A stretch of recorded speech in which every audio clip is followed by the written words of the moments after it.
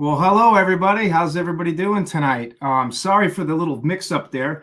We had some technical difficulties at Dojo 5150 here, so we apologize for that. We started out and there was no audio, so we had to restart things again. But I think we're good to go now. So if you missed the last one, just jump in on this one. Happy Tuesday night. We got a really fun show tonight. Really excited. I met this guy a few years ago, and on another show, on another YouTube show, and I was just fascinated. And I think everybody knows who he is. I've been lucky enough to be able to speak to this guy over the last few years, ever since I met him on, I think it was Johnny Bean's show initially. And we kind of stayed in touch. I was out in LA with my wife a couple of years ago, and we were supposed to get together, and we couldn't make it happen. But we are going to do that at some point. But we have the amazing author of this incredible book, Tonechaser, on tonight. I love this book. I probably read it 3 or 4 times, and I certainly listened to the audio version. It is just amazing, and all the stuff on YouTube. So without further ado, let's bring on my good friend, who I'm proud to say he is my friend, Mr. Steve Rosen. How you doing, Steve? Hey, Rob, how are you? I'm good. Well, I'm sorry about the mix-up there. It never fails. It's supposed to make things easier and faster, and lots of times it is, and lots of times it isn't. So I get it, man. How it works at all is beyond me. So I'm still a pen and pencil guy. So yeah, me too. I am too. I got my calendar right here and my pens, and at 52 years old, I'm still trying to learn a little bit. But well, Steve, I just want to say thank you so much for jumping on. You're just an amazing person. You got an incredible history. The Van Halen stuff is just phenomenal. I know there's a lot more to your life than just Eddie Van Halen. That seems to be the main focus, obviously, with Tonechaser and all the the PR, the press you've been getting lately, and I think that's great. Your interviews are just absolutely fabulous. I listen to them all the time. You and Jazz Obret, you guys have the best stuff out there. It's just the coolest thing to be able to have had the history that you had with Eddie, and be able to talk with him and just watch him as he comes up, and we'll get into all that. But before we get into that, how's everything with you? How's everything out in Los Angeles area? Oh man, I've been great. Getting a little warm here. Yep. Warming up a little. I don't think we have it quite as bad as some of the people back east, so always happy for that. But it's been great, man. Just trying to take care of Tonechaser and get the book out there and let people know what's going on, and trying to post interesting stuff about Edward, and maybe stuff that people haven't seen or heard before. Sure. And man, it's like a real gig. I mean, it seems like, you wake up and you work for a half hour. It takes a lot of energy, just like anything in life, right? But it's been great, and you showed that the cover of that first edition, Rob. We're on the 3rd edition. Yeah, man, that was a cool one. That was a great. Congratulations on moving on to the 3rd edition. I mean, these things were just selling like hotcakes. Yeah, man, it's been great. So it's funny. The response to the book has been overwhelmingly positive, and I am just so pleased with that, truly. And like I said, I put up these posts, and I do these wonderful podcasts like I'm doing with you, and I do everything I can to try to get the word out there. And you think, well, everybody who knows about my book knows about my book already, but right. I will get emails from people. Oh, you have a book. Where can I get the book? And it's just amazing. So obviously there's a lot of people that don't know about the book. Sure.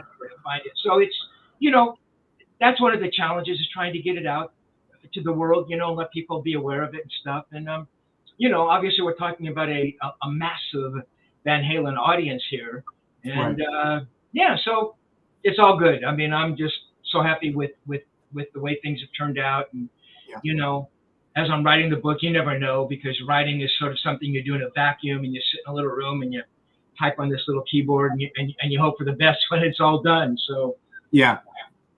It's funny, you mentioned a second ago, you said, you still get people that reach out and are like, oh, how can I get the book? And what, it's amazing. It, on a little bit lesser of a scale, than that, I will say, from having such a huge Van Halen guitar collection, and, collecting and building and painting and playing these things all these years and traveling around to different EVH conventions and NAMM here and there. I still, as many people that know about this collection, I still get folks that stumble on, oh my gosh, how'd you get that collection? And how can I build a 5150 or a Frankenstrat or whatever? It's funny. And so they're still out there. There's still fresh folks out there. And I remember, I guess I would relate that to what you said and a little bit what I said. I remember back in 1996, and I got a couple little clips that I'll play of you talking to Ed. Obviously, I can't play the whole the long audio. We'd never end, but I have a couple little ones I want to play. But I remember Ed telling you at one point in 96, he said there was such a younger generation that didn't know they had all these other records. Their first exposure to Van Halen was the Balance record in 95. And they hear Balance, and then they released the Best of Volume 1, and they have all the oldest songs, and the younger generation at the time didn't even know. So it's funny. It never really ends, does it? Right. No, it's really interesting. I remember that conversation. I remember Edward saying that, yeah, man, people think, we didn't have the first however many records that was, and they came on with Balance, and I don't know if it's that conversation, but he's talking about Wolf. And, right. Wolf never knew what I did. And he didn't know I had these albums, so I had to go get the albums from Warner's and let Wolf, hear right. them. So, yeah, I mean, people they're not online all the time, or they're sort of maybe casual Van Halen fans. And, right. Had they known about your guitar collection, of course, they'd love to see it and understand that, and maybe if they heard about the book, they might be interested. But yeah, I think there's still a lot of them out there. So we got to make sure we get them all here tonight, right? Oh, definitely. Steve, if you had to call, how many books would you say so far you've sold? I mean, if you had to throw an estimate out there, what would you say? Massive number.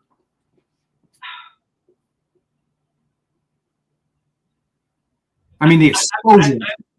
I would rather kind of not go there. Sure. If you wouldn't mind. Some people are going to think it's a lot. Some people are going to think, oh, you should have sold more. Yeah. No doubt. Let's just say that a self-published author for their first book, guess how many copies on an average a first-time author self-published sells? How many books? Guess. Oh, gosh. First-time author? Yeah. It's got to be some incredibly small number, I would say. I don't know, 100? I don't know. That's an excellent guess. Between 5 copies and 100. Well, I will tell you all that I've sold a lot more than 100 copies. I'm sure you have if you're on edition 3, Yeah, and I'm not trying to be mysterious about it, but I can tell you this: this third edition, there's only about 500 books left. I say only; it's still a lot of books, but this third edition, this order of books was pretty large. So, yeah. Well, it's like I said again. I mean, congratulations, Steve, and I hope this show has just a little part of continuing to expand that number, because it's just such a great book. I mean, I've read this book now probably, like I said, 3-4 times, and I've listened to the audio version. A handful of times. I mean, I can't even tell you. And that's not even, the YouTube stuff, the interviews that you've put out that are just so much fun. Before we go jump into too much, we'll just jump into chat right here and just say hi to a few people. Right off the bat, we got Johnny Bean. How you doing, Johnny? Good to see you, my friend. Johnny known each other since 1998, I think it is, or 99, when we were both going back and forth in the Van Halen bootleg trading stuff back in the old cassette days, And Smallmouth Guy, how are you? Hugh Robin, Alan Garber, how you doing, buddy? Alan's a big Van Halen fanatic, and Alan's great. Yeah, he's great. I've never seen a guy break down Van Halen solos to the album to a T like he does. I mean, every note, it's just incredible. We have Connor Johnson, 5150. That's the name of my son, by the way, Connor Johnson. So, it is? Yeah, it's funny, isn't it? Oh. Isn't it crazy? When I first saw that a few years ago, when Connor started watching, I was like, man, I don't think my son watches he's aware I do of these shows, whatever. Oh, God. Jerry Leica is here. Now, Jerry is a gentleman. I don't know if you've heard of Jerry, Steve. He's been a Van Halen guitar builder, painter extraordinaire, and one of the guys that got me back into doing it way back in 95, 96. So he's a great guy. I've got a bunch of his stuff. South Philly Guitar Machine, how are you? So I'm sure we're going to get a bunch more folks jump in. This is going to be a big show. I wanted to advertise it as that. I think we'll start out. I have none of these are in any particular order, but I want to just play a couple little snippets. And this is Steve talking to Ed about different songs that they wrote and how he wrote it back in 1996. Rockin' was a guitar solo that I did live, and Don Nortet Templeman had heard me doing it. So one day, whatever, I'm always one to just join before we record. Mm-hmm. I was the first one there, and I was practicing for a whiskey gig. Practicing my solo, and Ted walked in and go, "What the hell is that?" I go, "That's the thing I do live, it's my guitar solo." He said, "Shit, done, whole tape, Did it twice, and that was it. It's actually a when I get up high, I actually make a mistake. But you mean on the actual track on the record? So what the hell, I like this. I said, first record in my life. I didn't know that I could say, "Hey, can I try it again?" Right. I didn't know anything. I didn't even know how to overdub. There are no overdubs except very minimal. I think the Run with the Devil overdub solo and Janie's Crying. Mm-hmm. That's it. The rest is all just guitar on the left. Right. And blowing live. So was the tapping thing something that you developed specifically for this solo, or was it part of your general playing? It was part of my playing. And this was a song that just showcased that, really? Well, because it was a melodic thing, a piece. Mm-hmm. And he'd never heard me do that. So he said, "Damn, let's put it on a record." Right. What do you say, Mr. Temple? I believe that's an instrumental. Yeah, one more I'll play for now. Ain't Talking About Love? That was actually, we were making fun of punk. With the chord song, we were just having a gas. We actually wrote like 3 songs in Dave's basement that day, another one called Bullethead. We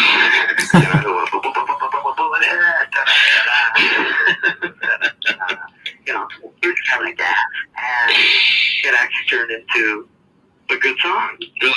It started off as a joke, I just started slamming on 2 chords, and I say, "Wait a minute, we can make something out of this." You should see the very first album cover that Warner Brothers designed for us. Really? Oh, it looked just like the Clash or whoever. Oh, did it really? And we said, "Fuck this shit," and we came up with the logo ourselves. That's funny. Yeah. I didn't know that. Because, hey, we're not punk. Mm-hmm. But then again, there's nothing wrong with punk. Mm-hmm. Saying, "Hey, we're just a fucking rock and roll band." Right. Don't try and slot us in with the Sex Pistol thing just because it's happening. Mm-hmm. Because that's not us. Right. But no, we were never. All I can do is what's given to me or what comes out of me. Mm-hmm. I don't sit down and go, "Wait, today I'm going to write a song like this." Right. Not to knock Barry Manilow, but I'd be writing jingles and I'd be writing for other people if I could do that. Right. Oh, I understand. I What mean, kind of song do you want? I'll knock one out for you. You know, I'm not that kind of person. Which we Ended up completely different than So it's interesting, Steve. Do you remember that day in 1996? How that all came out? No, Rob, are you certain that interview is from '96? Yeah, it's there's a whole bunch of snippets from '96 because he's talking about it's right after Best of Volume 1 came out. He's talking about Me Wise Magic. Oh, right. Okay, But gotcha. you were quizzing him on all of the old songs too. Yeah, Sammy had just left the band and David come back and then he left and it was just before Sharon came in. Yeah. Right. Yeah. In fact, I went through every song on that Best of album. That first, I'm sorry, the greatest hit. Sorry, the Volume 1. But because we sort of had those kinds of conversations much earlier. I mean, I think I asked Edward about the tapping, the first or second interview I ever did with him, and I'm pretty positive it's the first time he ever talked about tapping and tried to explain it. So it's one thing for him to do that. It's another thing trying to explain what it was. But I do remember that conversation. I remember him talking about Warner's, thinking they were a punk band, and him kind of being really upset about it. And really, what's so extraordinary is, and hats off to Ted Templeman, right? Ted hearing Edward do that, and maybe Ted walks into the studio a half hour later and Edward's done, with that little tapping exercise, and which isn't to say that maybe it doesn't show up on the second record, right? Sure. But you know how synchronicity works sometimes. Yeah, I remember that conversation. And he was pretty incisive about, because I don't know, that record has 12 or 15 songs with the fair amount of songs, so he went in depth pretty heavily. I still find it amazing that in his brain, Ain't Talking About Love was sort of a satirical look at the punk thing. Because, you don't get that at all. No one, right, without him making that comment, you never go, oh, that's Edward trying to, parody a punk song. Right. It's so fucking brilliant for two chords and the little, the picking. It's just. It's the best riff. It's the best riff in rock and roll. It really is. The intro is the best riff, and he adds two chords, but gosh, I tell you, he mixes it up. And you're right. I would have never, thought, oh, that's just Eddie trying to, copy punk. Now, when he said that, I really forced myself to listen to it. I'm like, oh, okay. At the end, hey, I can kind of see what he was talking about, but the fact that he was scared to show it to the guys, it's the best riff in rock and roll. It's it really is. It's incredible. And it's also interesting because that has the overdubs that he talks about, and the other one, Jamie's Crying, which I think is one of the best songs they ever did. Oh, totally. Me too. His guitars on that are they're just amazing, and you can hear early on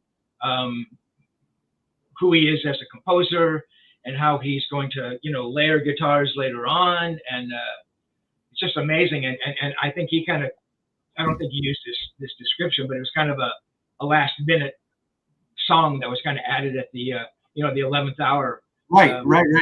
It's just so amazing, and the sound of his guitar on that song, because, he's really digging in, and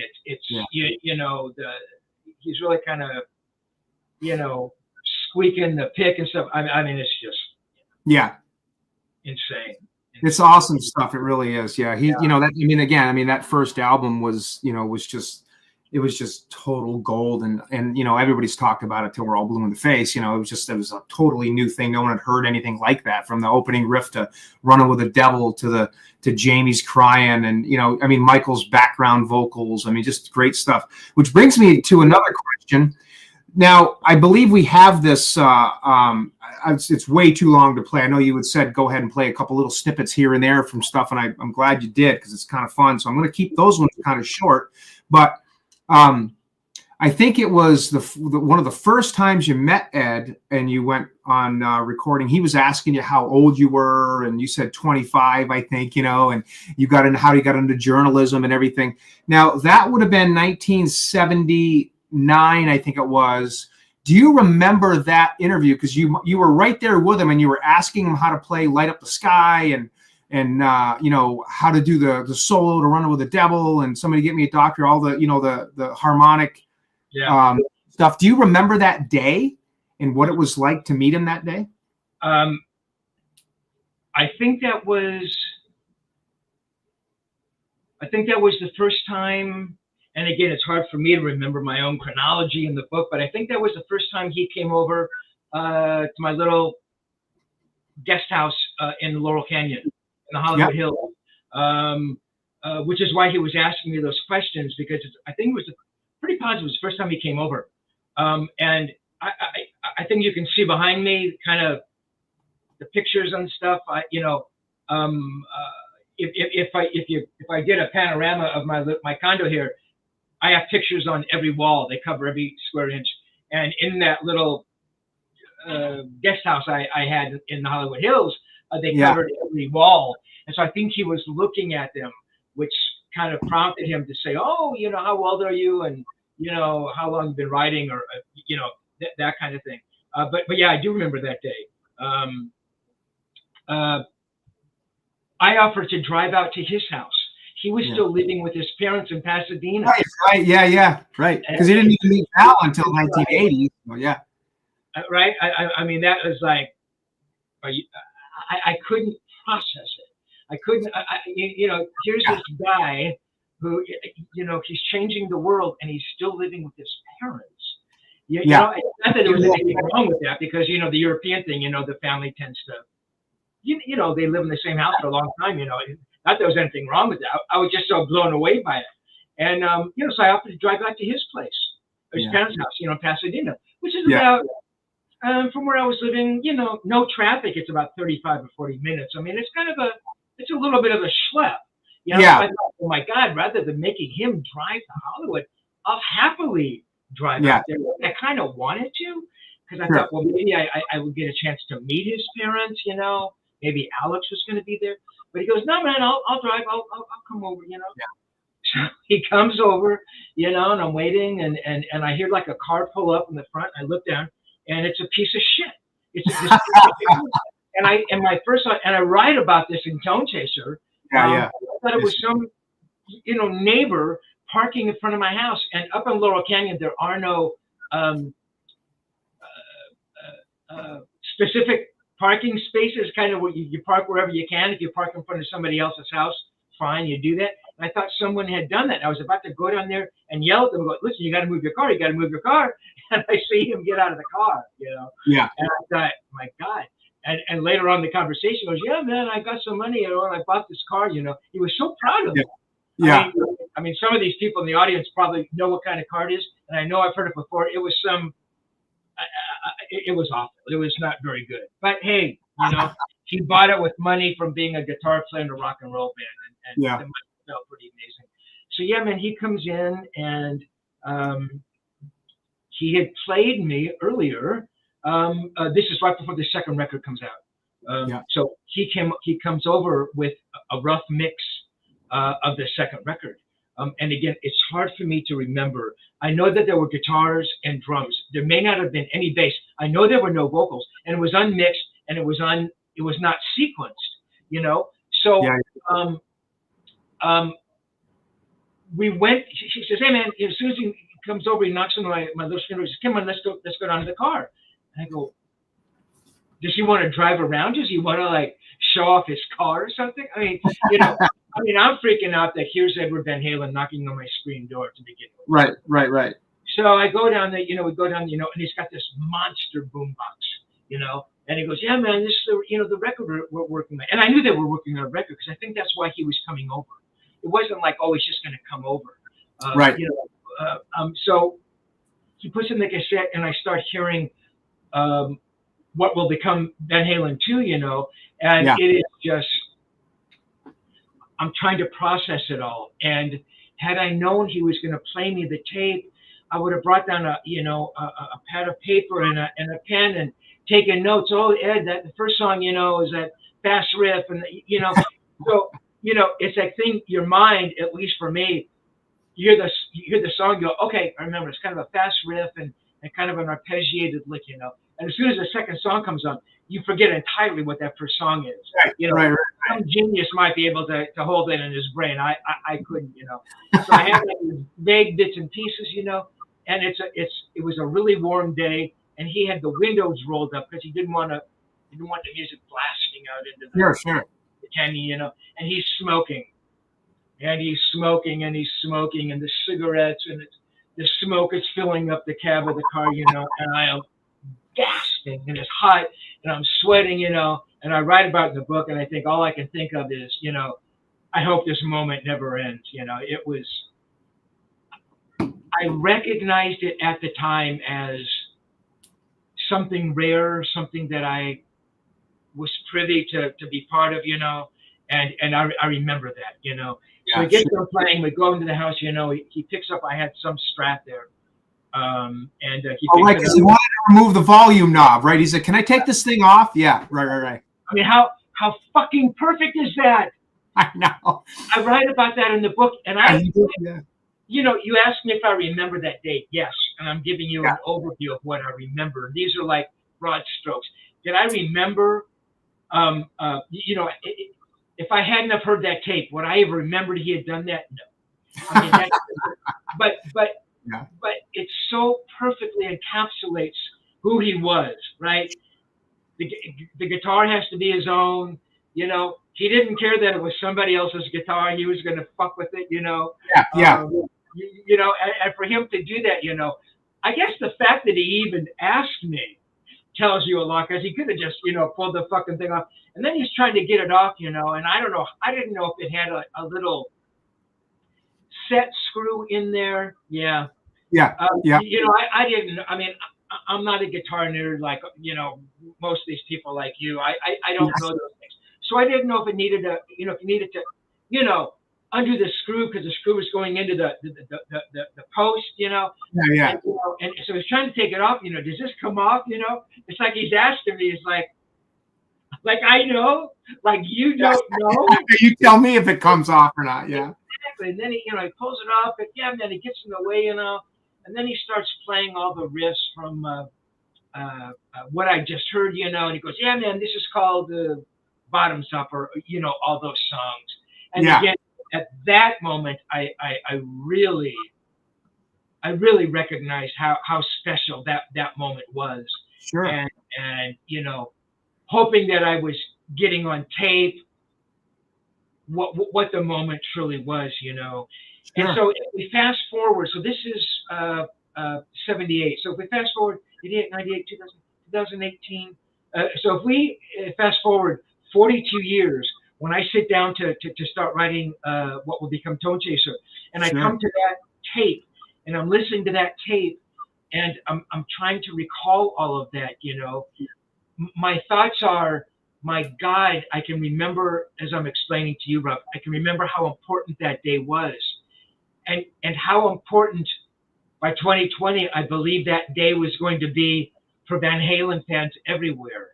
It was just it was an important day. And so as I'm writing, I'm thinking, my God, I have to capture all the stuff that was going on emotionally between us, and how Edward was feeling, and what was his guitar playing like. And I had to get those words on the page, and I felt like that every time I'd come up on a new cassette, and some new memory would come back to me. And I thought, my God, I'm writing this book about this remarkable person, who changed music forever, I felt like my book, not that it had to change your life, but it had to capture those moments for the reader, or I felt like I really kind of didn't do my gig, So I put a lot of pressure on myself, and when I was done with the book, it was the best book I could have possibly written, and I think it was really good. But still, as I mentioned earlier, Rob, you write in a vacuum. You don't know how people are going to respond, you know? and so again, all this response from people, and people saying, "Oh my God, thank you for writing that book," and "Oh, I never knew that about Edward." That tells me, "Oh my God, man, you did it." Look, you can't please everybody. Some people say, "Oh, well, why didn't you ask him more about Randy Rose, or why didn't you ask him more about how he set up his?" Yeah, you're never going to get. Somebody's always going to. Why didn't you do this or why didn't you do that? I mean, But yeah, man, that was a special day. Sure. That was. Well, that sealed the friendship, didn't it? I mean, that was like, because Eddie didn't, I mean, he was, from what I studied, from hearing your interviews and reading your books and everything else for the last 40 years of reading about this stuff, Eddie, he never really liked being interviewed. But back in the early days, he kind of liked it. I mean, with Jazz Obret in the 78, he was like, well, why don't you interview me? He wanted it back then because he was trying to come up. And then once he saw all the fame and everything, I think he kind of was, almost, whoa, this is a little bit, I just want to play my damn guitar, but I know he didn't trust a lot of people. And I remember he said that in one of your interviews. He goes, I don't like to get interviewed very often, but he goes, I trust you. And, he trusted you and he trusted Jazz Obret. I remember that you guys were the two that really were able to sink in and, get him to open up. And you're so right.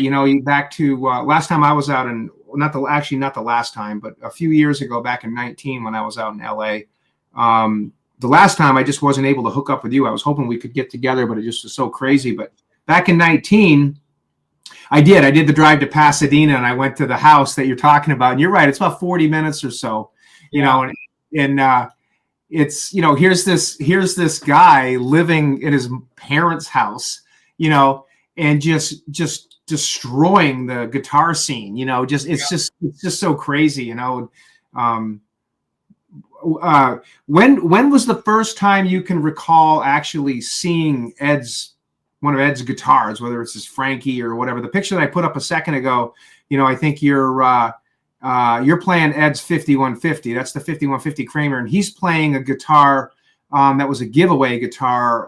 One of, I believe, was given away to Johnny's friend, Mike Gutierrez, I think it was.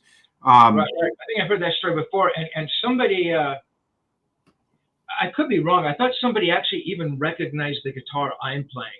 I could be wrong. Yeah, that's the 5150. That's Eddie's famous 5150 Kramer you have, yeah. Oh, really? That picture is from 1985. Here I am telling you. I thought it was 85, but you know better than I do, probably. Yeah, you're sitting in 5150 console area, and you're playing Ed's number one baby 5150, which is actually my favorite guitar. And I got a little treat for everybody that's watching, because there's something everybody's been waiting for, but that's not the focus of this show. But I'll give a little sneak peek once before we end. But yeah, that must have been so cool playing Ed's guitars. But what was the first time, Steve, you remember actually picking up one of his guitars? Do you recall? I do. Yeah, I do remember. Can I address some comment you just made a moment ago before we get here? Please do. So, so Jazz was one of the guys back in the day, and it's funny, so I was writing for Guitar Player. I started writing for Guitar Player in '73 and wrote for them until '79, which is around the time that Jazz came in. And Jazz has always been very positive about my stuff, and he said he had been reading my stuff in Guitar Player when he came on. Look, Jazz is like he was a real journalist, I for the life of me, I never really understood. I just kind of did what I did, but Jazz has been very kind about that. And he was really kind. One of Edward's early interviews with Jazz, and I don't know how I heard about this or how I got, but somehow I have the page in one of those interviews. And I think it was maybe a later compilation of interviews, but Edward mentioned that, oh yeah, I don't trust journalists, but Steve Rosen is one of the journalists. Yes.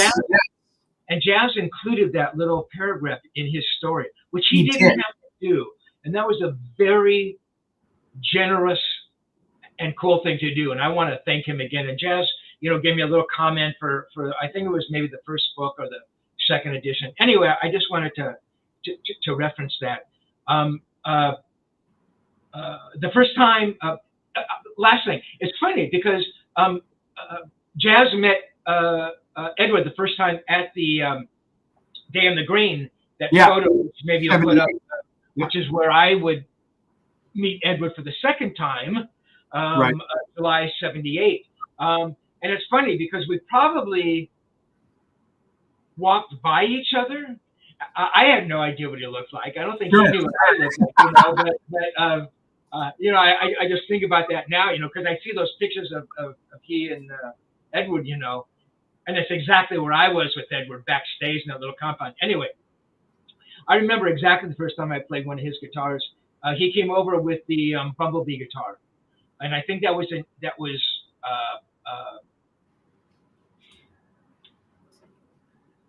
I don't know when it was. 79, maybe 79. I have a picture of that guitar. I'm going to see if I can put up, if I can find it. Here it is. That's the one. Yep. You want to know what makes me really insane? That makes me. I wish I had pictures of those moments. Sure. When he's at the house, when he, you know what I mean? It's like. Yeah. You're right. I mean, when it's happening, you don't really think about it. I mean, all I was concentrating on was like making sure my fucking cassette player didn't keep the tape. I pressed record or something, you know. You don't think about it, you know. Or maybe somebody had a video camera, you know, whatever they had back then, 16 millimeter, or you know. And because I think he would have been cool. I don't think he really would have cared if it was somebody I knew kind of taking photos while he was at the pad or something. You know, I mean, anyway, so he comes over and he's got the Bumblebee guitar, you know, and we're playing, you know, and somehow, and I think the only reason that I mustered the courage to play a guitar in front of him on that day, and in all transparency, and I write about it, is because we were both doing drugs. Sure. It's something I can think of, because if I was normal and that, it's like, there's no way I'm going to play my guitar in front of you, man. I mean, it's just not going to happen, you know. But, you know, I think it's funny you said that, Steve. I mean, of course, that was the day, and that's what you just did. And then, hey, it's the times, and you're just enjoying life and enjoying each other's company. But, you know, I'll bet you Ed, as nice of a guy as he was, he probably was not sitting there critiquing you. He probably was very interested to see what you did with it, even if it wasn't anything super crazy. He probably enjoyed it. That's absolutely who he was. And I tried to write about those moments. And if I take what you just explained, Rob, and I put a banner on it, it's called Respect. Yes. Respect was everything to Edward. And if he was one time disrespected, he didn't let go of that easily. And we know some of those stories with Rick Derringer playing the solo, and Joe Perry early on, and then later on, Tony Iommi. Yep. Tony Iommi, Steve and Joe come over to his place, and they've just done, I think they've done with Mirror's record, because that was Ted producing that record. And then Edward had just done, what record would they have just done? I forget, but he played on one of his records, and that was his little jab at Joe. But that's exactly how Edward was. You know, had I taken a guitar, fucked up or not, and he goes, "Oh yeah, man, you're a guitar journalist. Let's see if you can play." I mean, me being me, there's no way I could have played. I mean, look, on the best day, I am back then I was probably a C+ guitar player. Yeah. If he had made a comment like that, you know, it would have been an F, and I just wouldn't have done it, you know. But you're right. He was that other person. He really wanted. I think he wanted me to be able to play incredibly well, which comes from that respect thing. And he was amazing. Not once. Yeah. Not that I played guitar in front of him a lot, but it probably happened half a dozen times. You know, we actually jammed together and recorded some stuff together. Which was amazing to me. And he was nothing but encouraging. And, you know, there's one of them, and again, I don't know if it was this time when he brought over the Bumblebee. And I was trying to get the tapping, the tapping thing, which is that triplet thing, which I couldn't do.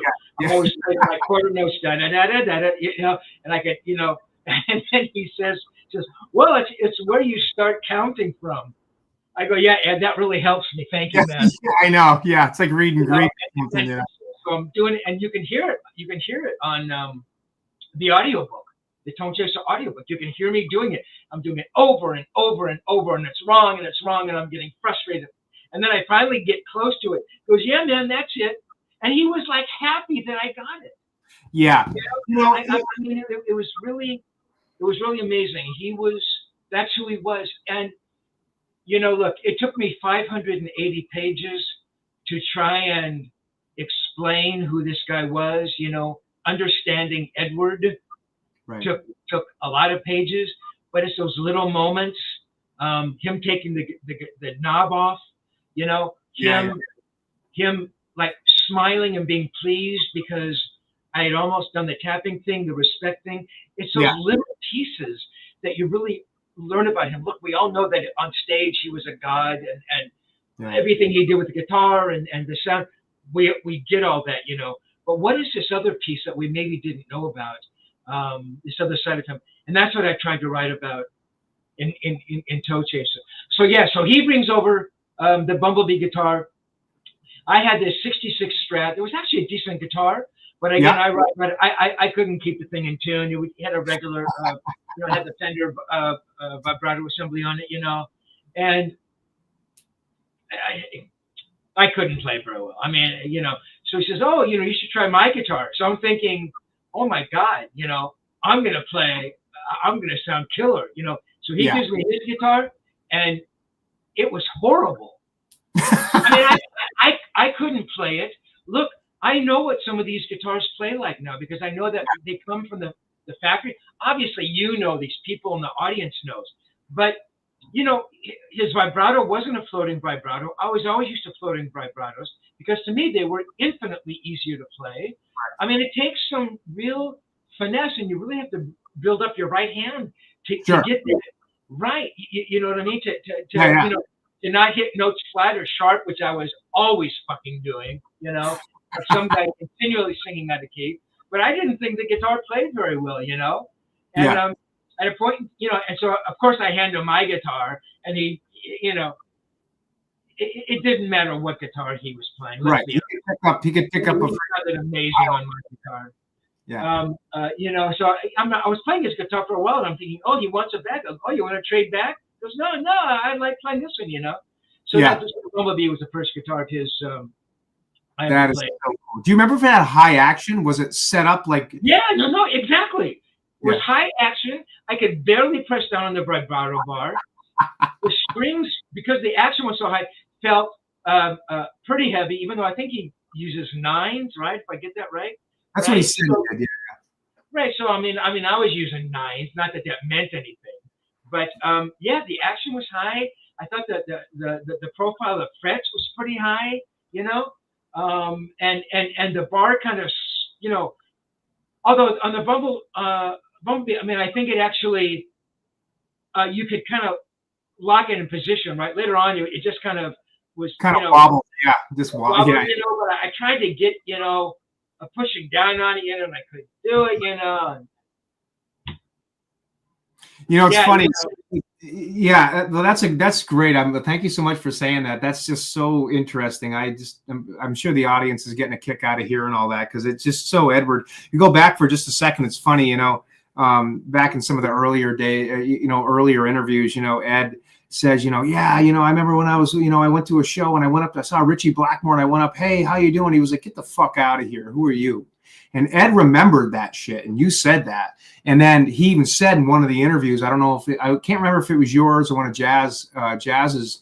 He was like, the next year he's back, and I don't know, his show or something they opened up for a journey I can't quite remember, but it was like a year later, and all of a sudden it's like, Ed says I didn't say it, but he wanted to go back and, hey, remember me, asshole? You're the fucking guy that wouldn't even say anything to me last year. But he's like, I didn't say that, and he's like, all of a sudden, he's like, oh, yeah, he was actually cool to him then, but he didn't want anything to do with him the year before that.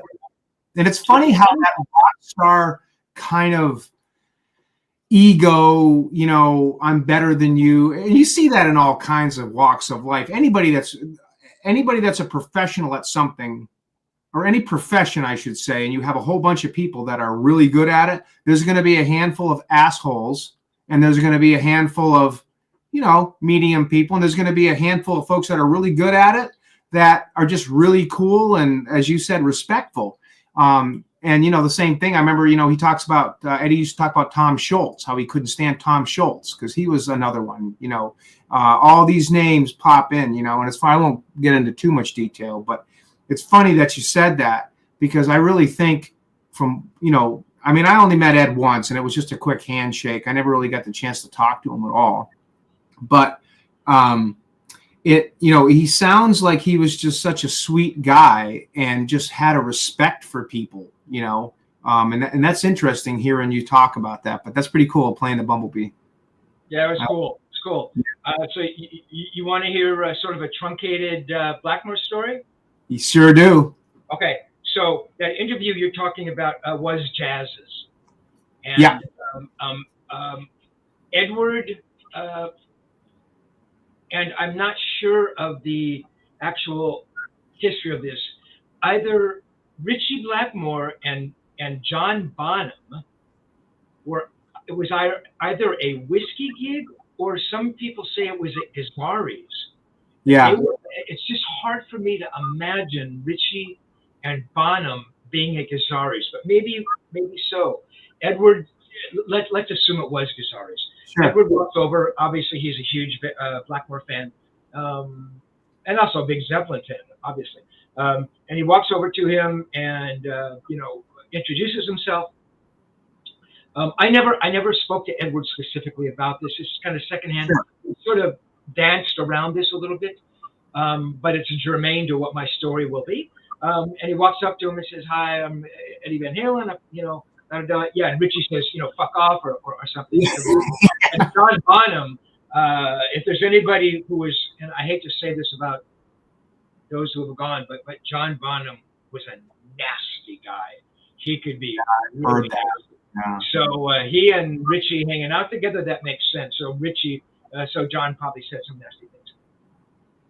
Fast forward a little bit. This is 79, 78, hard to remember. Rainbow is playing at the Long Beach Arena, which is about an hour south of where I live. Right? Yeah. And so I'm thinking, let me back up. I did not know that this episode happened with Edward. He never told me, oh yeah, I met Richie and he treated me like shit. I never knew that. Okay. Yep. Rainbow's playing at the Long Beach Arena. I'm thinking, oh my God, how cool would it be to not only take Edward to go see Richie play, but I bet I can get backstage passes, and wouldn't it be amazing to introduce Edward to Richie Blackmore? You know, this is like yeah. This is like the journalist in me thinking, okay, man, this is going to be an historic moment, sort of the new young kid, you know, meeting the classic, the veteran. You know, these guys are going to love each other. They've got so much in common. You know, it's going to be amazing. So we go and see the show, and that show, so we drive down there, and that show, it was John Cougar. Yeah.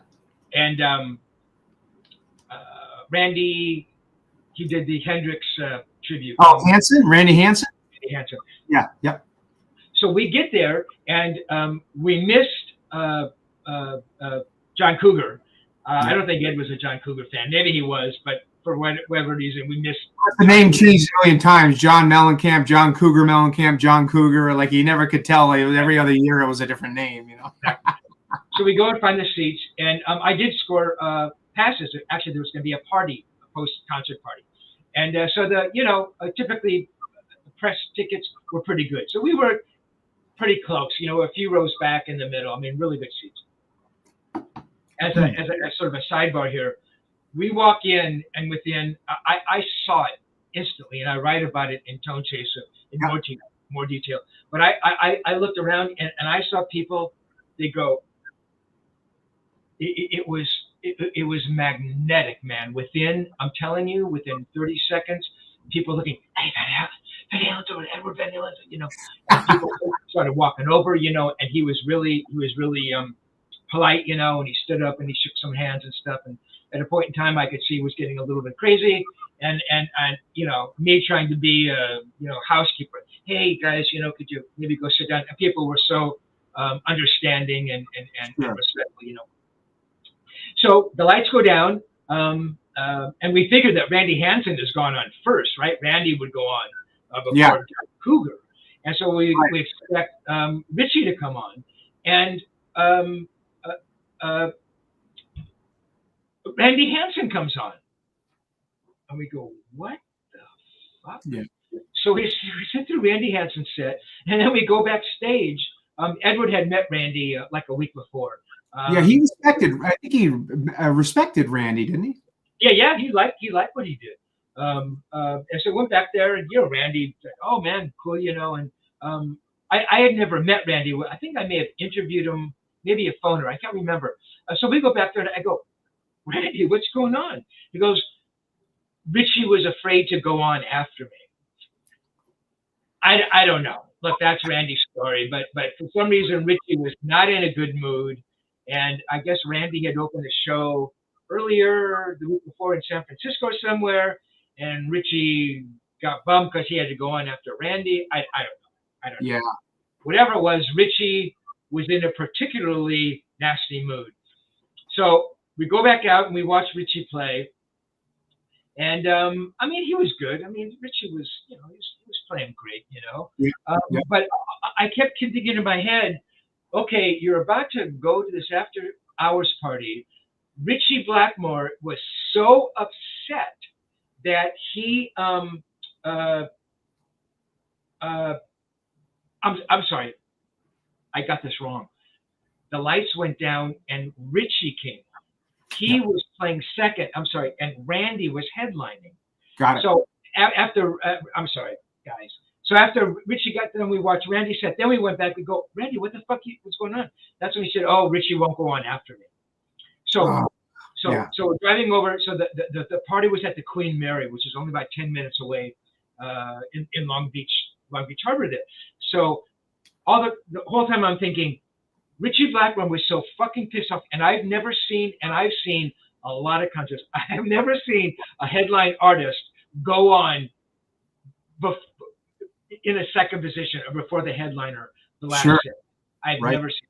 So I'm thinking, my God, he must really be upset. So I'm thinking, well, maybe Richie won't show up at the party. Maybe he'll be so fucking upset he won't show up. Yeah. We walk in, and I'm looking around, and there's no Richie, and there's Richie. So I'm thinking, well, maybe Edward doesn't see him, and then I see Edward sees him. I go, oh my God. Uh-oh. So I walk over, and I had just interviewed Richie for Guitar Player Cover Story. And Richie was actually as nice as he's ever been with me. Yeah.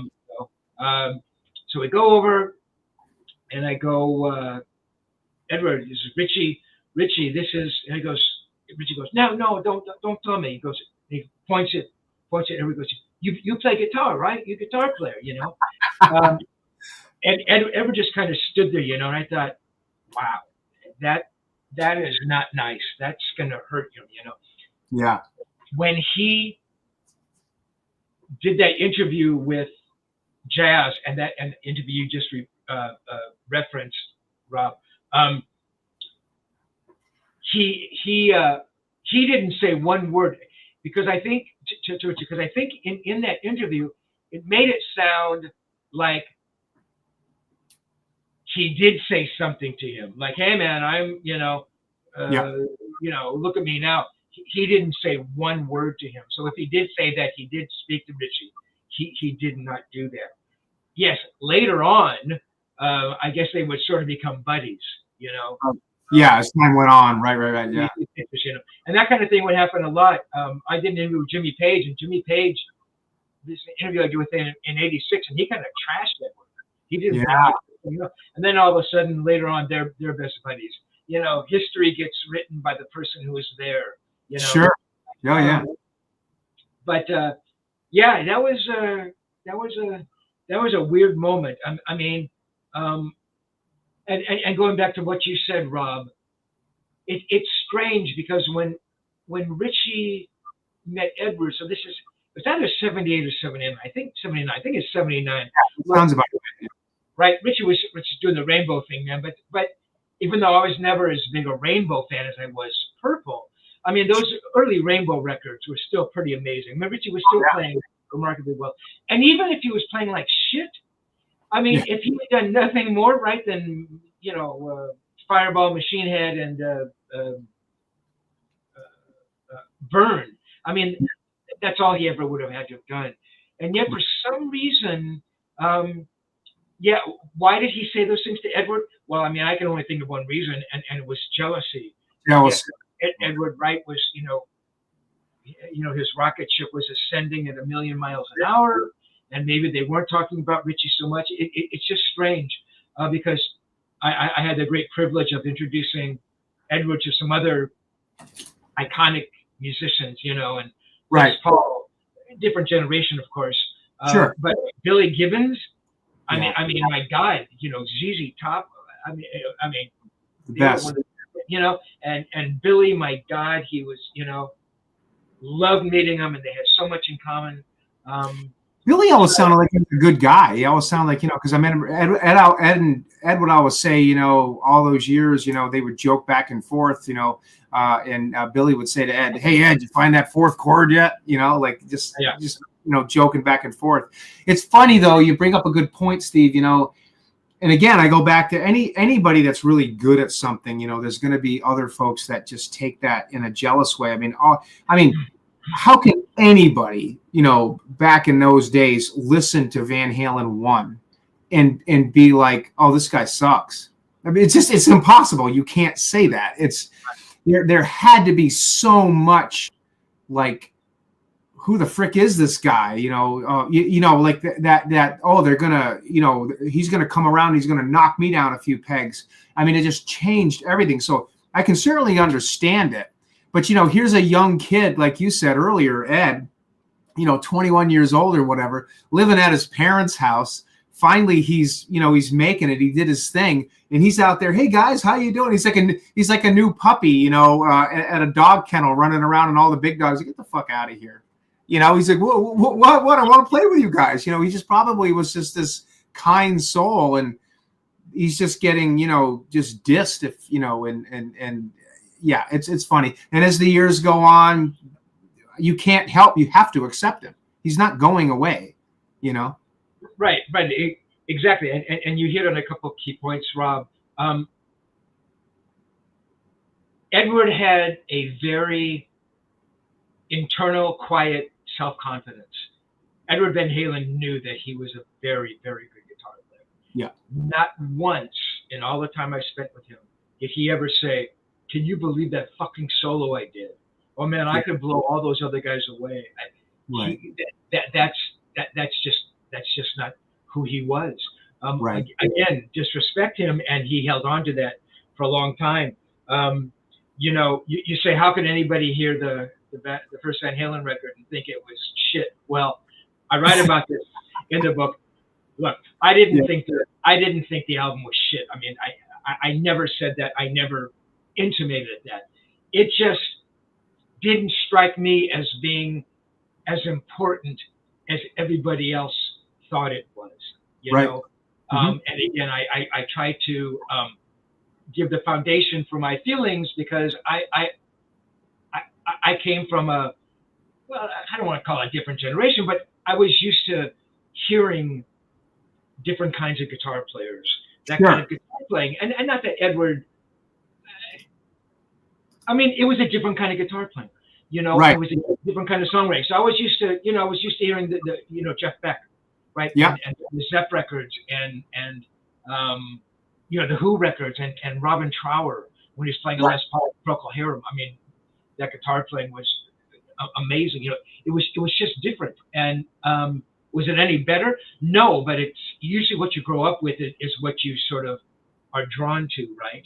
And, Right. and had I heard Edward Van Halen back when I was 16 years old, I would have probably heard Jeff Beck and go, "Oh my God, you know, Yeah. I don't get it. He's not a very good guitar player, you know." So on first listen, I kind of dismissed it. I went back the next day, big cup of coffee, and I thought, Rosen, you are so myopic that you're refusing to hear what everybody else is hearing, and you're consciously, you don't want to admit this for some reason. And so I went back the next day and listened carefully, and I understood what it was all about. And again, I think, and again, I write about this. I think part of it was, oh my God, if I accept how groundbreaking a guitar player he is, as you said, does that mean that Jeff Beck and Jimmy Page and Pete Townsend are dismissed? Do they mean anything anymore? They did. You know, those guitar players at that level will always mean something. But yeah, I'm sure that he caused a lot of sleepless nights for a lot of guitar players. And one real quick story that I wanted to tell you. Sure. Nothing to do with Edward, but I interviewed Steve Miller. And I mean, those first Steve Miller records, and he's a different kind of guitar player, but he's an amazing guitar player. You know, he's a great, amazing songwriter. Yeah. I'm not talking about the hits. I'm talking about the early records, you know, Brave New World and those records. He remembers seeing Cream at Fillmore East. He wasn't playing then. And he thought, my God, my life is over. He goes, what? I mean, why even try? You know. So I know that was the reaction of a lot of guitar players. And you know, you just think about that you know, that kind of guitar playing just comes out around. I don't know, man. I mean, how many guitar players really have done that? I mean, there are a bunch of remarkable guitar players and people who have just absolutely rewritten everything. I mean, right. There's not too many, right? No, it's a small number. I mean, I would say, yeah, I agree. Right. So, Steve, what would you say?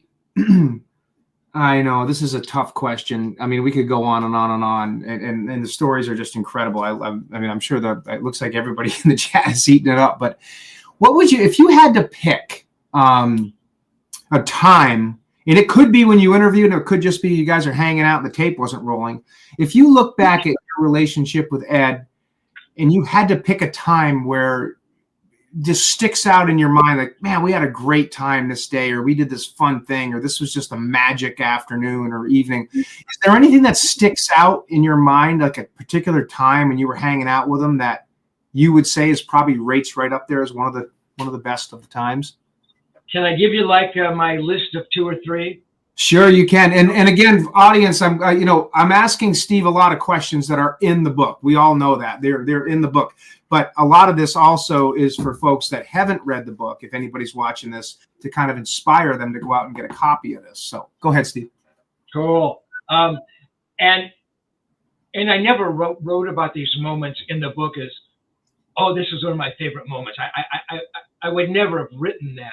Sure. But sure. Just how the way I approached talking about that, I think people will get a sense that was probably one of the higher times I shared with him. God, there really were a lot, you know. Sure.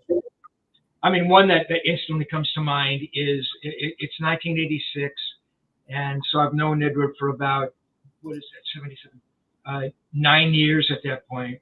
Yeah. And yes, that's a later picture, of course. And that was a picture taken by Ross Marino, who's a really wonderful photographer. Ross passed away many, many years ago. He's really young, very, very, very sad. But that was an amazing photo. And that was taken when I flew out. I forgot where I went, Chicago or somewhere. But that became a cover for Guitar World. Yes. When both guys were involved. That was a really good interview. Yeah. So getting back to your question, Rob. So it's 1986. I've known Edward for about 9 years. Yeah. My 1986, I mean, he was arguably, well, if he wasn't the most important, influential guitar player in the world, he was one of a handful, right? And if Van Halen wasn't one of the biggest bands in the world, then they were one of a handful. And again, the journalist in me kicks in, thinking, my God, you've spent the time. And I don't think I was this conscious about it. I explain it this way because I'm really trying to get at the details here, but I don't think I really thought this way in the 86, but I think about it now. It's 1986. He's the biggest guitar player in the world. And so I'm thinking writers will approach him and they're going to want to write his life story. Sure. And I'm thinking, I'm saying to myself, I want to be that person. I'm going to write this story, you know. Yeah.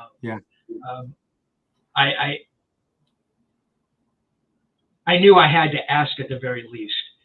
And to find the courage to ask that question took a long time. I mean, I write about it, maybe it was weeks. It could have been months, because it was sort of, I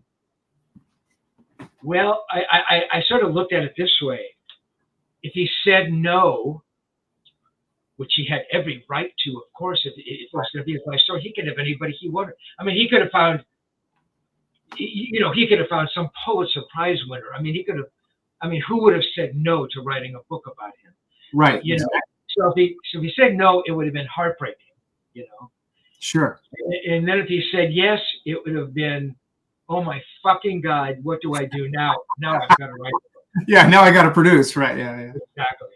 So I remember driving over that day, and I'm saying to myself, you got to walk up to him and just ask him, because if you let any time go by, you won't do it, So I remember walking up to him, Edward, I may have said, hey man, we've known each other for a long time, and I think you trust me. Other writers are going to want to write a book about you. I'd like to be the person who does that, And I expected him to take some time and think about it, which would have been, understandable.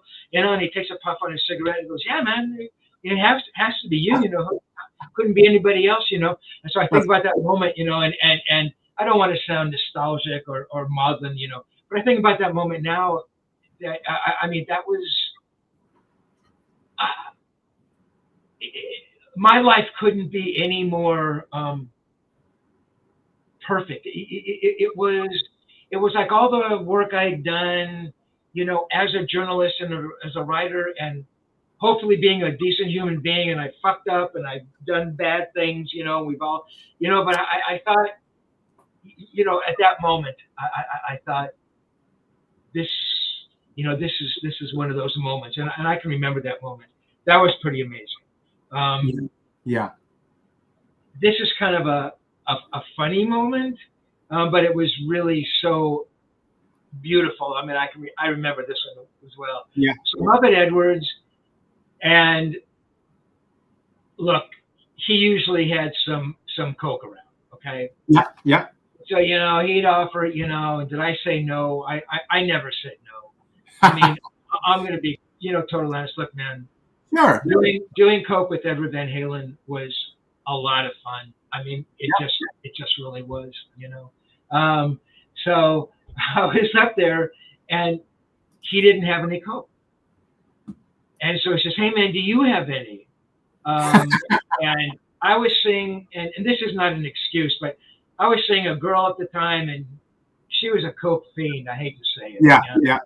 So I would get drugs for her, So I didn't have any at home, So I go, no man, I don't have any.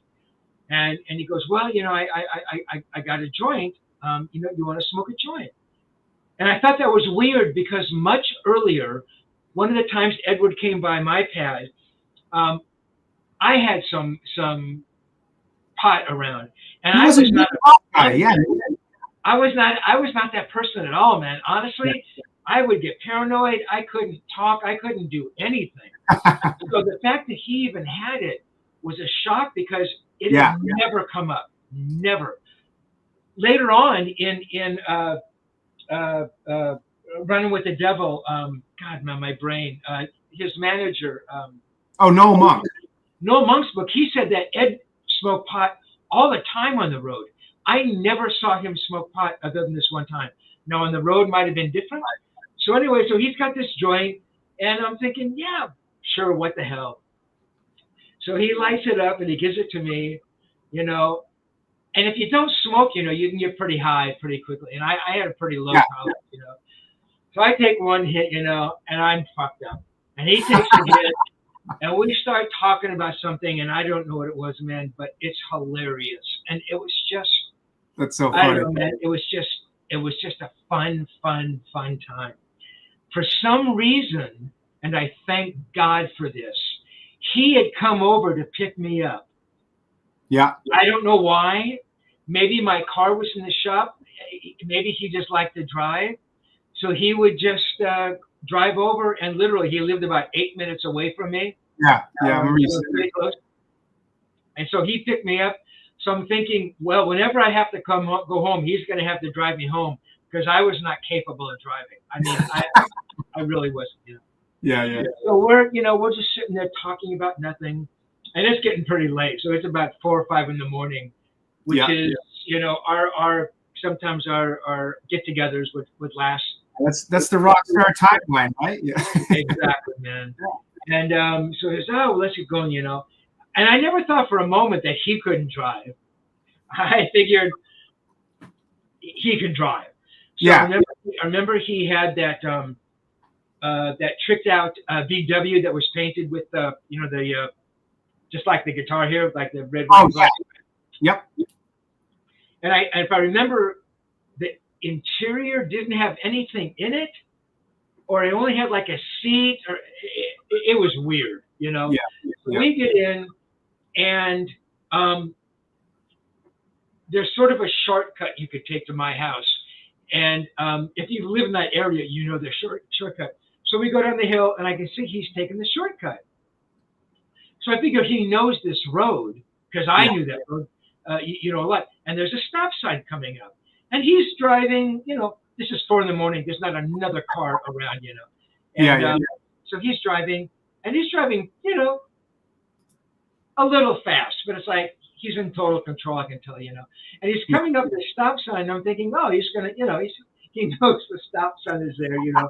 And we're getting closer, You know, I realize he's not going to stop. And even though there's no other car around, you know, just the reaction, you go, Edward, you know, and he realized what he did, and he slams on the brakes, and he does this perfect straight drift. I don't know for how long, you know, for like 30 feet, you know. And we both look at each other, and we both bust out laughing, you know. It's like the funniest thing, you know. It's that cannabis moment. I don't know, man. I just remember that as being an incredibly amazing moment, you know. And one last one. It was around Christmas, and, you know, like some of us do, or maybe it was just me, you know, you get the holiday blues. And I don't know what it was. You know, life was really good, and I was healthy, and I was working. But, you know, it was probably over some girl, you know, not that I had a lot of girlfriends, probably that fucking coke whore who, you know, I realized the only reason she's hanging out with you is because you give her drugs, you know. You know, and, you know, so you try not to think about those things. And he sensed that, you know, and he was so comforting and supportive. And it's not like he said, oh, come on, dude. You know, he wasn't dismissive, which he could have been. Look, he had things going on in his life. He had a band and his family and a wife, and you know, and all these people relying on him. He could have said something like that, you know, not to be hurtful, but hey, man, you got your problems. Okay, I can't get involved in, you know. But he just kept saying these incredibly thoughtful, comforting comments, you know. And he said, hey, man, you just go play some music, you know. For him, that was the fantasy of everything, right? I'm sure in his blue moments, you know, what would he do? You know, light up a cigarette and go play guitar. So, hey, man, play some music, you know. You know, and I think he said, man, don't do any drugs or something. the fact that he would say that like I would, go do drugs or go drink, which I didn't Yeah, do. right. But the fact that he would think like that and care enough to say that, and those are all moments, I mean, there were so many more, but again, you can just see the respect uh, that we had for each other. And in many ways, to be honest, I think he was more forthright and transparent with me than I was with him. I think he was able to express his feelings more easily than I was. Yeah. But yeah, I mean, there's a lot of other moments, and if you want to know about those people, go buy the book. If you haven't, Yes. bought it, why not? Yes, buy the book, and it's on audio also. It's funny. That's you the first story you were talking about where you said you were going up and you were all like nerved up. Oh my gosh, I'm going to ask him about this book, and if he says no, like, oh gosh, it just and if he says yes, like I'm on the spot, whatever, and just the way that you said he's puffing on a cigarette, and like, yeah, man, that's cool. I remember I would be a little careful because I don't want to paint a bad picture or anything for Ed or anything, but it is what it is. It's in the book, and I've heard the audio, and it's available. But the 1986 interview you did with him was about an hour. Dave had just left, and Sammy had come on, and I remember the interview starts out, and you guys talked about you guys talked about Roth for a while. Oh, and by the way, my wife and I are going to the David Lee Roth concert tomorrow night, so it's going to be kind of fun. Hampton Beach, so it'll be kind of fun. We're all excited. She's got her striped leggings, and I got all my stuff. Anyways, it is what it is. But it's funny. I remember you were at the end, after about like 30 minutes, and Eddie goes, not too much more about him, okay? He kind of wanted to stop talking about Roth, which was interesting. And you were like, boom, yeah. And you changed it immediately, which was seamless. It was great. But in the beginning of that, it's funny because Eddie's talking about Roth and saying that, he was like, yeah, he said that I was this shitty human being and all this. And he goes, that's garbage, because he's just downright shit. That's what he says. He's just downright shit. And it's funny because you listen to that back in those days when all this was happening, and he's talking about how Roth, had this. He played him Summer Nights before Sammy came along, and Roth had this weird kind of totally different vibe than what Sammy had, put to it. And I forget what it was, but it talks about it in your interview. But what I find interesting is years and years and years and years and years later, in 2007, when Roth comes back.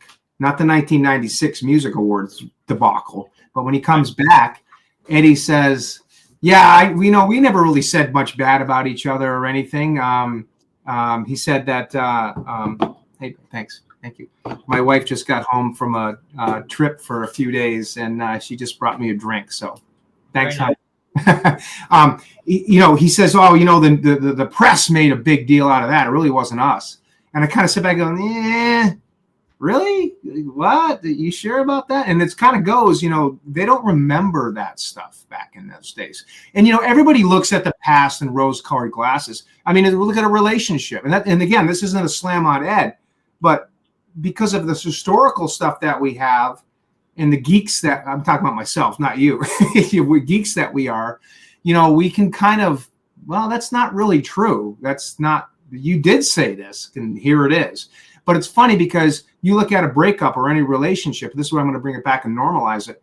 You have a nasty breakup with a lady or something or whatever. And then 5, 6, 7, 8, 10 years ago, you look back with rose-colored glasses. It really wasn't that bad, or whatever. And that's just normal human nature. It's not a bad thing. And quite frankly, I'm glad they got back with Roth. It was just, all these things had to progress the way that they did. Otherwise, we wouldn't be sitting here talking about Van Halen, right? Right, exactly. So you hit on a couple things, Rob. So yes, he dishes on Dave in that conversation. Oh yeah. But there are earlier moments in the book, in the chronology of the book, where he's talking about Dave. And I wanted to say one thing here.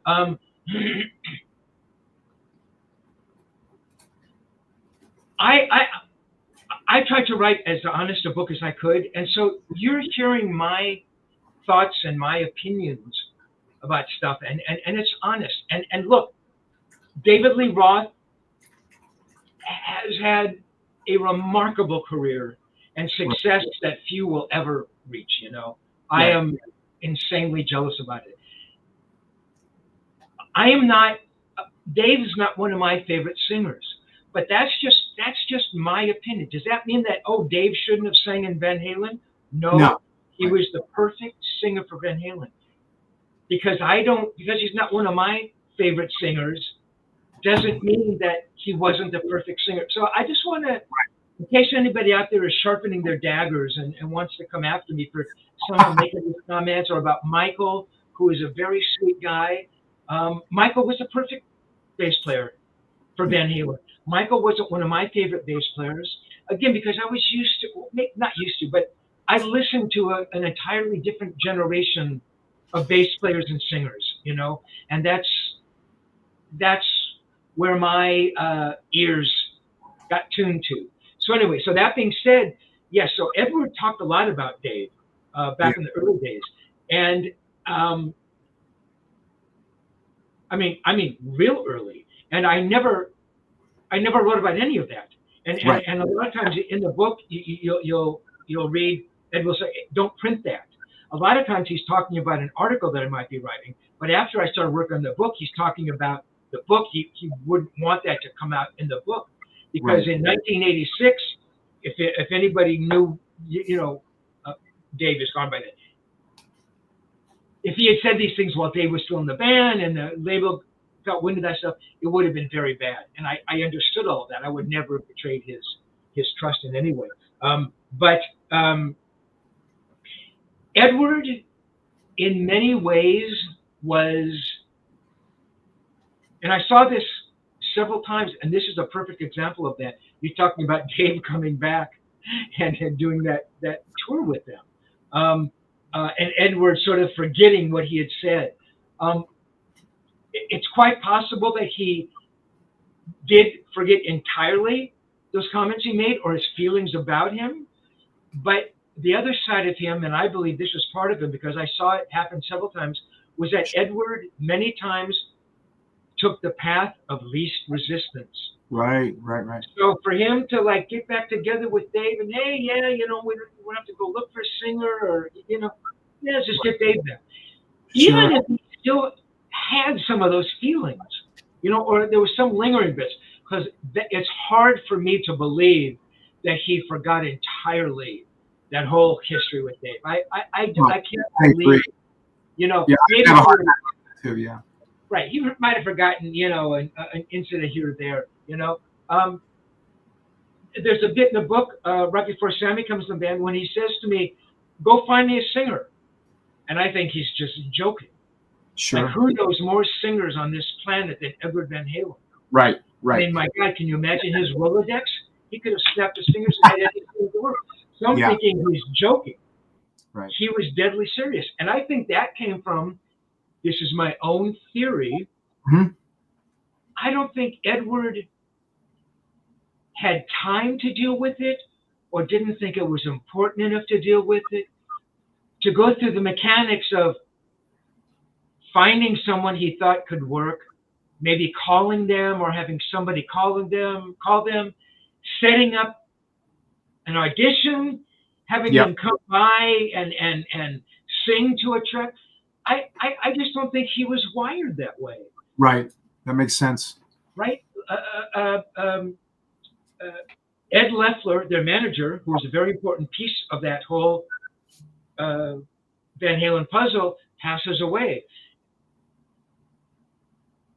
Edward doesn't go out and actively search for a new manager. You would think that finding a manager for the band would have been critical. Sure. Right? They find, God, man, I'm sorry, my freaking brain. Alex's... Ray Daniels.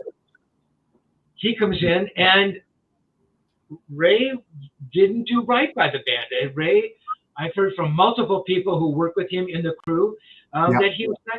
How is it possible that a band as important and as big as Van Halen Edward doesn't talk to somebody. Hey, we need a manager. Yeah. You know, my God, who wouldn't want to manage him? So I think with Dave, it was kind of the same thing. Yeah, Yeah. you know, I was on the outs with him, but hell, it's there, it's easy. So I don't know. I always found that pretty strange. Ted Yeah. Templeton, he loved Ted, but there are bits, you know, when Ted would disrespect Edward, and Edward comment about that, you know, and yeah, man, you know, Ted's not there for me; he's there for David, which is very true, right? Yeah. But you know, Ted doesn't show up for an album or two, and then he comes back, and he's there producing the record. It's like, for me, I could not understand it. All of the producers you could get, you know, you reach out to Ted again. So anyway, very interesting, Steve. You bring up a good point. I remember, you know, speaking of Ray Daniels, Sammy still says to this day that Ray Daniels is the reason that they broke up in '95 or '96. He tore them apart. And, you know, he says that, you know, Ray was the one that went to Ed and be like, hey, you know, you need to take your band back. Sammy's trying to take it away from you, you know, and, you know, I mean, this is just one side, you know, I mean, I'm sure there's other sides, but it's interesting. You bring up some really good points. You really do. Yeah. You know, I mean, with Edward, you know, I really, I just think that his brain was so full of what the next guitar riff is going to be. Yeah. The mechanics of it didn't matter. Though it isn't. I do want to stress how amazing I believe his learning curve did go. You know, so in 1977, you know, he'd been playing the Whiskey and Starwood, you know, clubs, you know, 200 guys and 200 people in a club. You know, goes out on that first tour. And, you know, he's kind of, you know, patched together his gear, you know, but how quickly, you know, he just was able to understand gear and pedals and, you know, all of that stuff. And he was learning about the business and touring and lighting and sound and, you know, you know, funny. I think about, you know, that piece of junk car that he was driving around in, and then early. I mean, I don't know how early. All of a sudden, you know, he's got a garage full of, you know, Porsches and Lamborghinis and these beautiful fucking cars. It's like, where did you?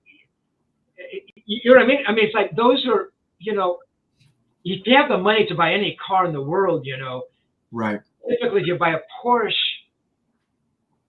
it's because you really love to drive. You know what I mean? It's a sophisticated kind of a car. You know, I mean, he got bought Ferraris and you know, Maseratis. But anyway, you know, his learning curve on stuff like that was pretty amazing. Because I mean, later we'd have conversations and you know, like the US Festival, and he was talking about, yeah, man, we got to make these, you know, mono mixes, and you know, I mean, his grasp of all that stuff was just kind of in there, you know. I mean, look, man, the ability to build those guitars. I mean, you know, he kind of sloughed it off as, oh man, anybody could do that. Well, not anybody could do that. Right. Yeah. You know, so yeah, pretty amazing guy. You know, on many levels. How many times have you seen? I mean, how many times have you been backstage during a Van Halen concert? I mean, would Ed be like, hey, man, you're going to come to the show, or here you go? Like, you hanging out before they're, you know, in sound check. And like, were there times where you're just backstage and noodling with Ed's guitars and he'd come up to you, like, just, you know, give you a fist pump or whatever, and you'd be backstage and like after the show, the after parties? Do you have any stories about that? You know, I think that was one of those things that Edward never thought about. It happened a few times. They used to do these big pre-production rehearsals. Sure. They put out these huge, you know, and it was like that all the time. Hey, you know, and it was all, and he kind of, nod off, from the stage, and, afterwards, in fact, I think I met his dad for the first time at one of those shows. Jan, Yeah, Jan. And I think it happened maybe at the Monsters of Rock show, but it didn't happen a lot. And it was, I always felt funny, and he probably wouldn't have cared at all, but I always felt funny. Hey man, you guys are playing the Forum, which is a big, right, venue near me. Hey man, can I get 2 laminates, 2 All-State, all that stuff. Right. I always felt funny asking them. So most of those backstage and laminates I got myself through the label, through Warner Brothers. If I think about it, I probably should have been a little more aggressive about that, because I'm sure he would have said, yeah, man. Here you go. Yeah. But I'll tell you, that speaks a lot about your character, though, Steve. Honestly, yeah, I mean, I just it was weird. It's like I was good friends with him, and to ask him, I felt like a nerd or something. Like I was really bothering him, especially for LA shows, because obviously there's going to be more people clamoring after all that stuff. I mean, I wish I'd spent more moments with him like that. I did have that experience several times at NAMM shows, and I wrote about the one famously when we were at the New Orleans NAMM show, and spending that time with him, and he jams with Brian May and Ted Nugent and John Entwistle, and that was that was incredible. That was amazing. And I'm going to say this, and people are going to get mad at me. Edward was not a real jam kind of guy. Yeah. He just wasn't, when he played the first time with Sammy's band at the Farm Aid, that first time they played together and they did rock and roll. Yeah. They hadn't rehearsed. Edward knew the song. There's, 3 chords on it, whatever. Look, it didn't matter what he played. The fact that he was up there on stage with Sammy, people were blown away, and they were. Right. He didn't play very well, in my mind. He didn't. There was a Les Paul special he did. Oh yeah, yeah. That's a great. He just did some of his Hammer stuff, and it was okay. I mean, look, he would never play band, but he was never like a jam kind of guy. So my point being, at this jam, they did Wild Thing, and how those guys, those brilliant guitar players, couldn't come up with a better song than Wild Thing. I know. I know. Really, you know what I mean? I mean, my God, I could have gone up there and sounded okay on Wild Thing, but Edward didn't play well, and he comes off stage, and I saw him go up to John Entwistle and say, "Man, I am so sorry." Do you realize what kind of person it would take to do that? Someone at his level? Because I'll tell you, John Entwistle nor Brian May played very well either. And I never saw Brian May come over to say that to Edward.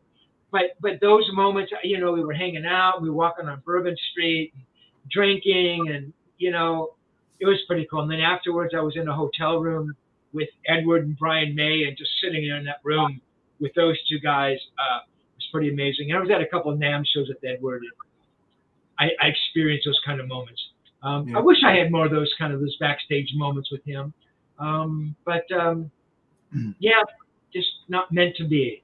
Well, you bring up a good point too. The jam guy, 1993 at the Bridge benefit. Sammy speaks about this in his book, Red. And I love everything Edward. I mean, Edward could play like absolute crap, and I'd still get a kick out of it. And as a matter of fact, it'd be great because it'd make me feel better as a guitar player. Like, oh, cool, I'm not that bad after all.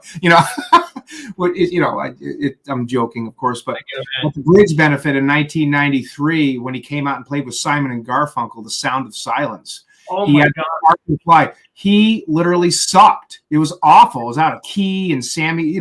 Now let me rephrase that. Hold on.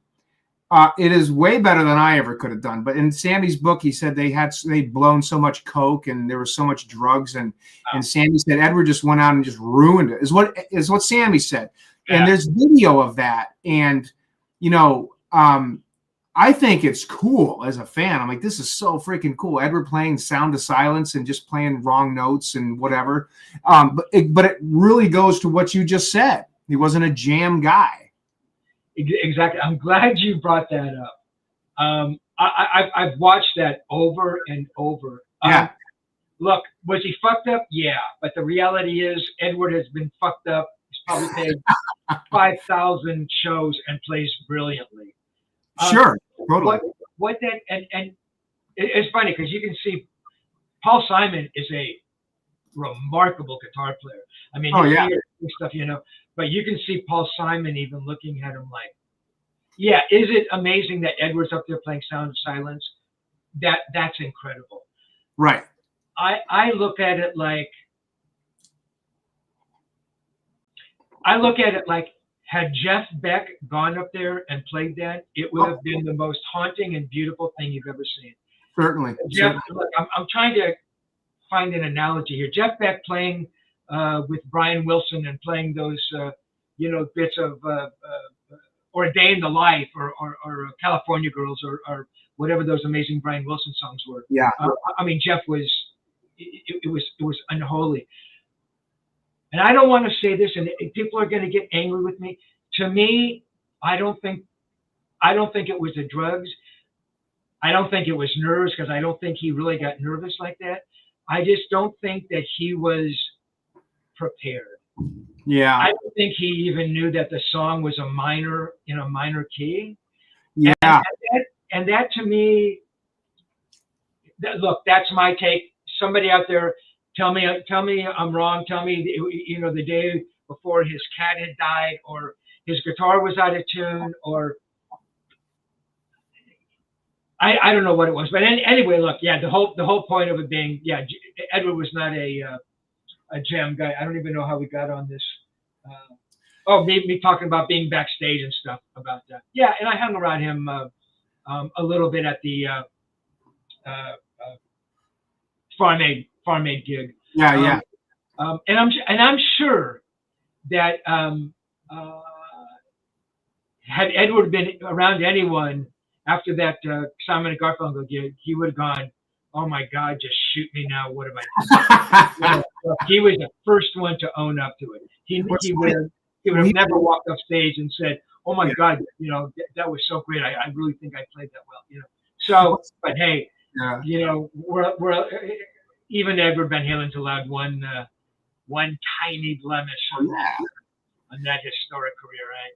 You know, it's funny. There's that night he actually played.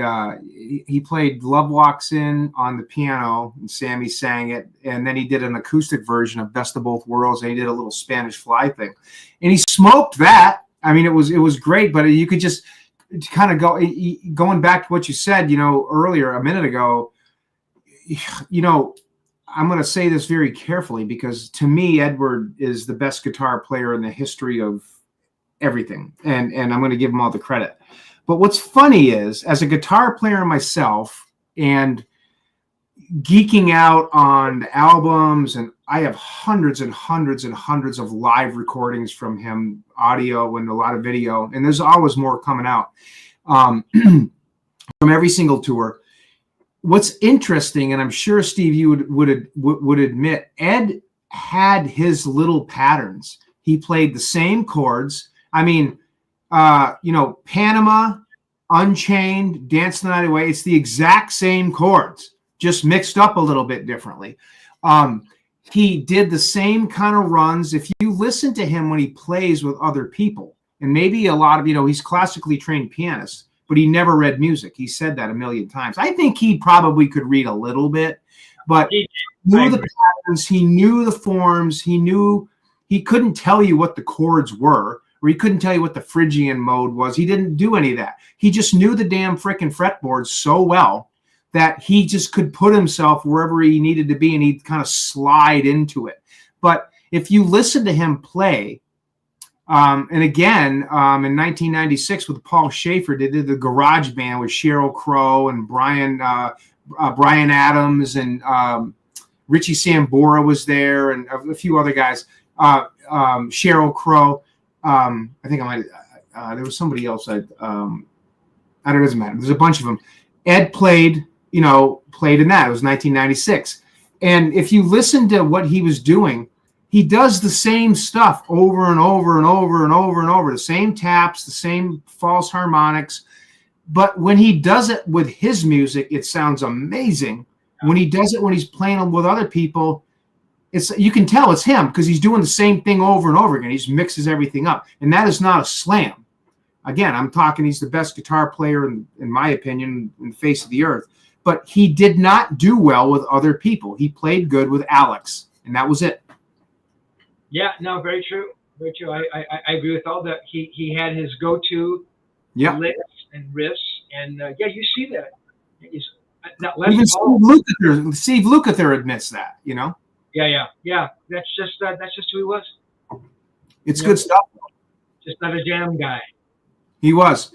Well, how we doing? We're pushing a couple hours, but you got a few more minutes, Steve? Answer a couple more questions? Sure. So I don't see a lot of questions in the chat, just a lot of comments. It looks like everybody's really enjoying this. I'm going to ask you a question about what was it like going up to 5150? Okay, so it's like, you met Ed back in 78, 79, and you get this relationship and you're doing all these interviews. Ed trusts you. Now it's maybe, say, a hot August summer day, out in the West Coast. It's hot, but it's nice and, it's still dry. My wife and I were just at a wedding in Lake Tahoe back a couple of weeks ago on the California-Nevada line. Beautiful, beautiful weather. I love the West Coast. When I come out, Steve, you and I got to hang out. I will be out soon. I would love to hang out with you for a while. Yeah. But it's a hot August summer day, and you just go up to 5150 one day, whether you're rolling the tape or not. You walk into 5150. Are there cigarette butts and bottles and shit everywhere, and guitars and necks and parts all over the floor? Is that what the vibe actually is when you're actually up here hanging out like this? There's Ed playing the 5150 and you have the giveaway guitar. What's it like on an afternoon like that? What does it look like up there? It looks like the biggest, best studio you've ever been in. So obviously I met him before 5150 was built. So he had a little studio before then that people rarely talk about. He had it was like a 16-track out there, that Don kind of rebuilt. I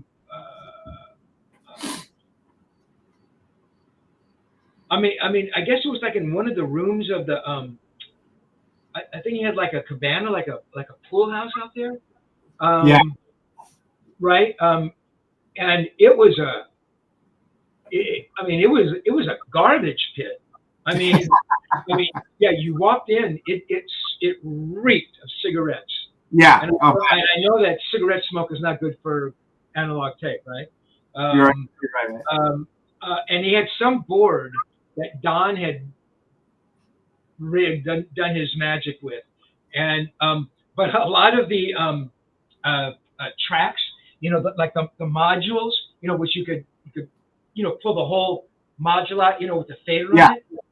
Yeah. It was just like they were empty, and he used them for ashtrays, and there was cigarettes and candy wrappers in there. So I remember I was up there a lot, before 50 got built, and that place literally. So I remember walking in, and the V is on the ground. I almost stepped on it. It's on the ground. He just. I don't think he ever. We talked about that learning curve. I don't think he ever cared to know about all of that recording stuff, or wanted to know, or hey, so I smoke. 5150 was a different beast. It was pretty. I don't think I ever saw actually all of it. There's another thing. Why didn't I ask him just to go take a tour? Because it would have been too weird to ask him. You know what I mean? Sure.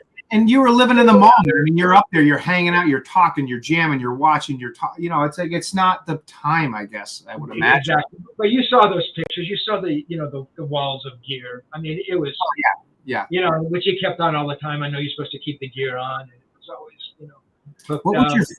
there were. Go ahead. I'm sorry. Go ahead. I'm sorry, man. You know, there were a ton of guitars around. I think it was a drum kit up there. There were, millions of cables and microphones. Obviously, all the outboard stuff.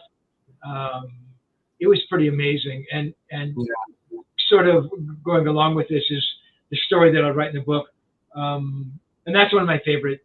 That was actually one of my favorite moments. It was a chapter called "No Strings Attached." But I thought was so very.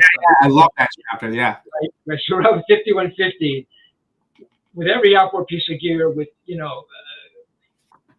million worth of guitars and microphones, and I mean every microphone, and every limiter and compressor, and everything, just everything's beautiful, and the cabinetry. I mean, it's perfect, And he's putting strings on the guitar. He's taking the strings off.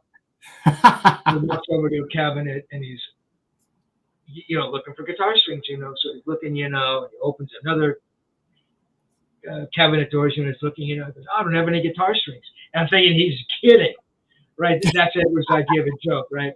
It's like, it's like you've gone to a liquor store and they don't have any beer. So right, right. And to make a long story short, because if you want to know about it, you got to buy the book, people. Yep. And again, folks, the book is on. This is the first edition. I'm glad to have it. It's on the book, and it is also you can get it on audio, and I have it on audio too. So Tonechaser, you got to listen to this stuff, guys. This is just amazing stuff. Cool. So we jump in his Lamborghini. We drive down to the local guitar center, and he buys a set of guitars. That tells you everything there is to know about Edward Van Halen, right? Because I don't think Richie Blackmore is driving to the local guitar shop to buy a set of strings, or Jimmy Page, or anybody, right? I mean, but with him, it was second nature. Yeah. I talked before about having this very quiet internal self-confidence. On the other side of that is, I don't think he ever truly recognized who he was as a guitar player and the effect that he was having on the world of guitar playing.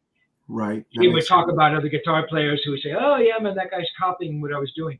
You would think that someone would be, they'd like to hear that. Edward didn't like it. He goes, "Why doesn't he just go out and go create his own thing?" So I don't think that Edward was ever aware of his own celebrity. I really believe that. And so for him to jump in a car to go to Guitar Center to buy a set of guitar strings was just very natural. So, which is a pretty remarkable quality when you think of, who the guy was and everything he'd done, right? It's funny. I've never been. I've driven by Edward's house, Coldwater Canyon. I've driven in the driveway, and I've never been lucky enough to visit 5150. I hope one day I'm lucky enough to, whether it's with Wolf or Maddie or whoever, I'd love to have the opportunity one day to go there. But it's funny because, you drive by Ed's house and then you go down the street and there's Ralph's and then you go, 10 minutes down the road, then there's the Guitar Center on Sunset Boulevard. And I know, Zeke Clark, Ed's old guitar tech, talks about the time that, he went up in 1985 and tried out to be Ed's guitar tech. And Ed hands him this Kramer body, which is, as folks in the chat would know, is the 1984 guitar, with the neck taken off and all the parts in this box of parts. And, and he says, all right, put it together and, whatever. And Zeke's like, okay, so he's putting the thing together and Ed goes back in the studio. And half of the parts aren't even in the box. So Zeke's like, oh, I got to go down to Guitar Center and get a volume pot, 500K volume pot, or I got to get this. So he goes down and gets a couple sets of strings, comes back, puts it all together.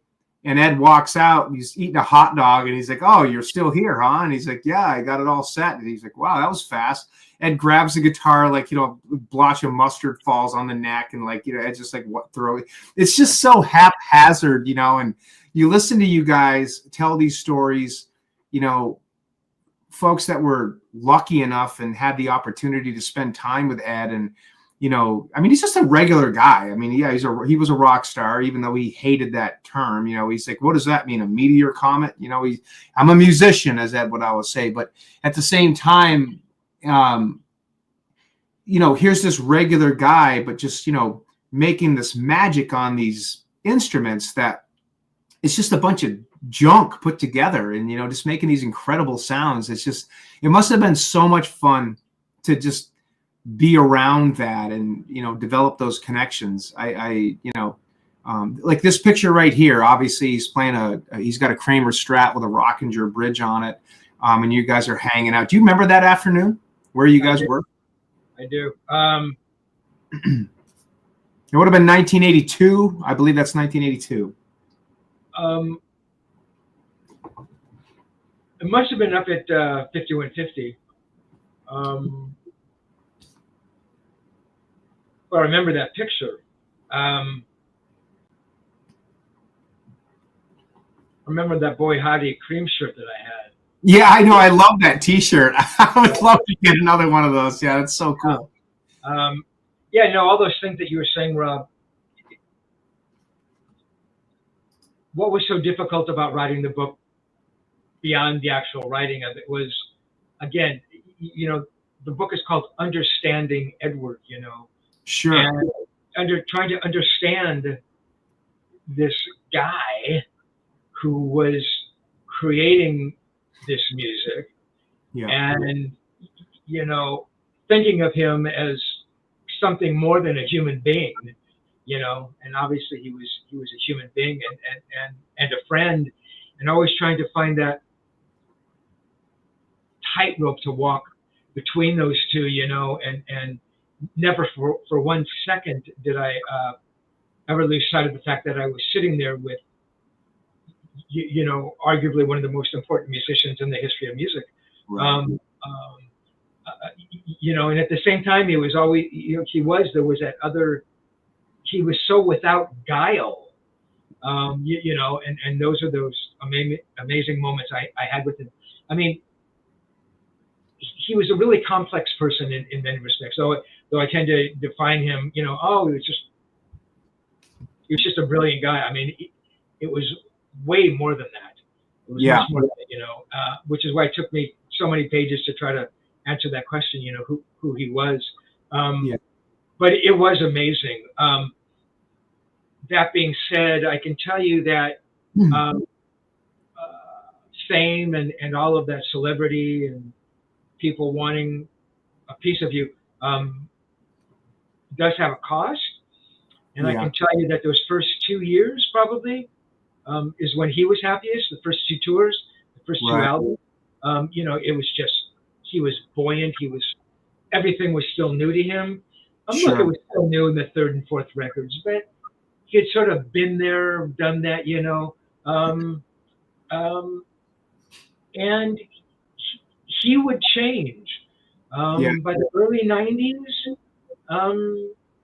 Edward had changed. Right. At least, you know, at least this person that I knew. Maybe would you say more sophisticated, Steve, or how would you describe that? The change, I mean.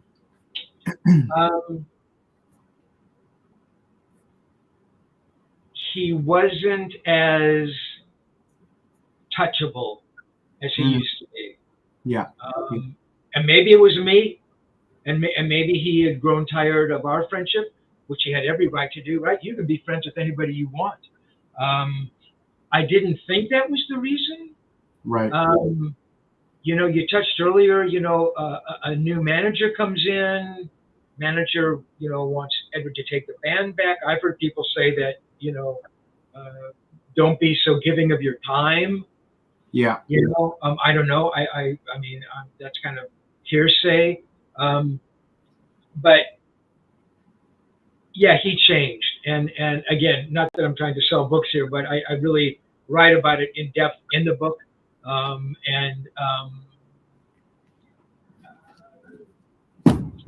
He became a different person. Yeah. You know. So yeah, but those moments, you know, when I was around him, and you know, just watching him doing something as simple as putting on a set of guitar strings was amazing. You know, sitting away from him and watching him pick. I'm thinking, this is Da Vinci, and you're sitting there in the studio watching him paint, you know, the Mona Lisa. I mean, I recognized it. I recognized how rare that was. You know, it was just amazing. You know, we all knew how brilliant he was, and he's your favorite guitar player. I know that he's a lot of people's favorite guitar players watching us here. My point being, Rob, is I'm going senile. I can't remember what I was going to say.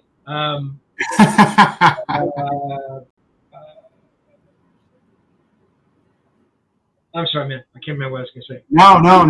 No worries at all. It's funny, just hearing you speak about it, Steve, and kind of watching you go into a, and I mean this in a respectful way, watching you kind of go into a daze, just getting lost in the memories and putting yourself back in the 70s and the 80s. I'm 52, so you know, I was born in 73, so I remember the 70s a little bit. In the 80s, I remember everything. I remember, you know, when I was a kid, you know, watching the A-Team, which was my favorite TV show, Tuesday night, 8 o'clock, you know, the A-Team.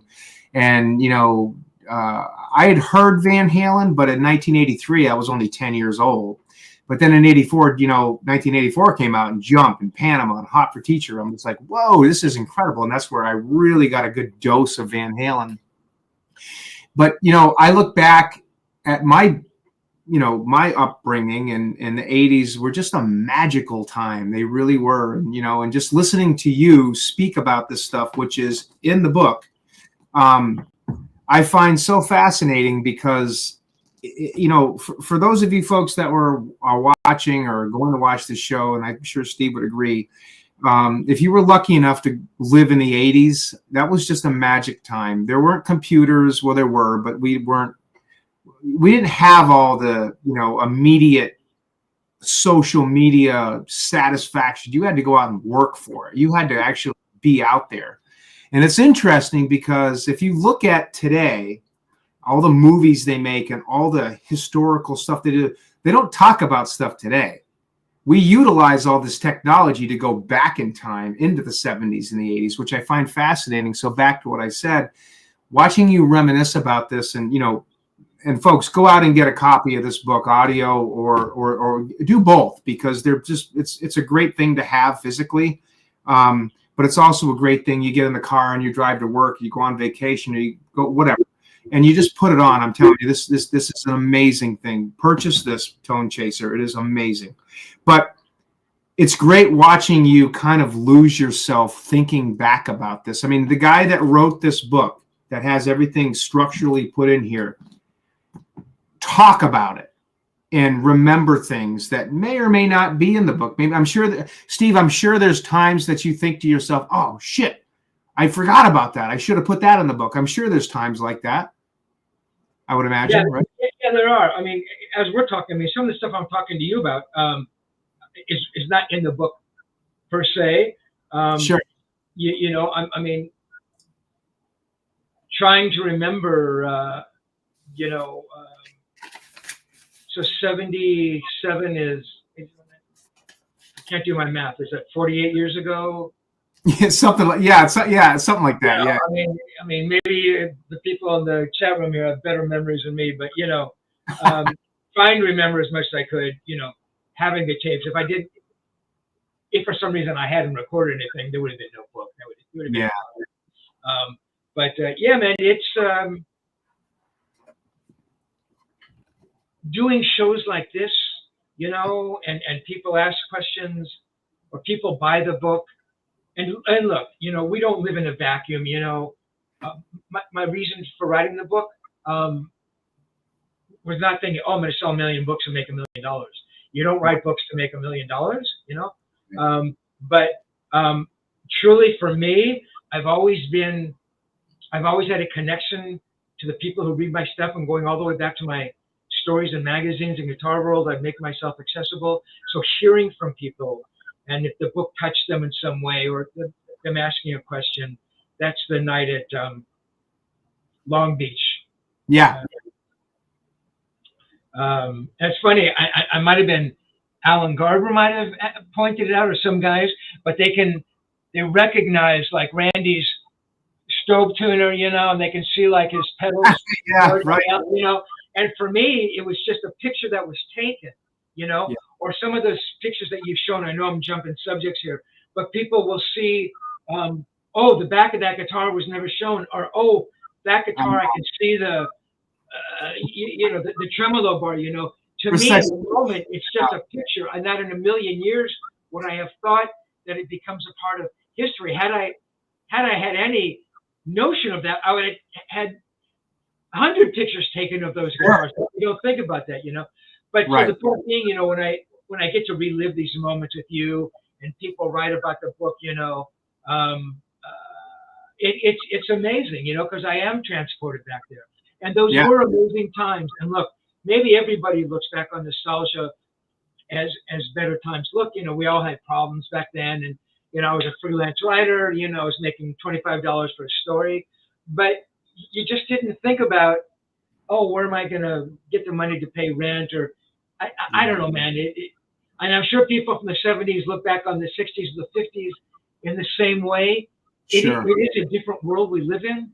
The digital world for writers now is entirely different. You don't buy magazines. You know, back in the day, you wanted to find out about what kind of string somebody used. You bought an issue of Guitar Player or Guitar World, you know, and that's what made it so special. Or you bought an album, you know, and you looked, and you hopefully there were some liner notes that you could read about where it was recorded and who the engineer was. Now, right, I can type in Richie Blackmore, and I can know every fucking thing about him. Does that make him a more interesting character? Well, I don't know, man. Does it take the mystery away? But yeah, you know, it was a different world. You know, the 70s, being able to write and meet Edward then before that first record comes out, I think was really important as a basis of the friendship, because I did know him as just this kid.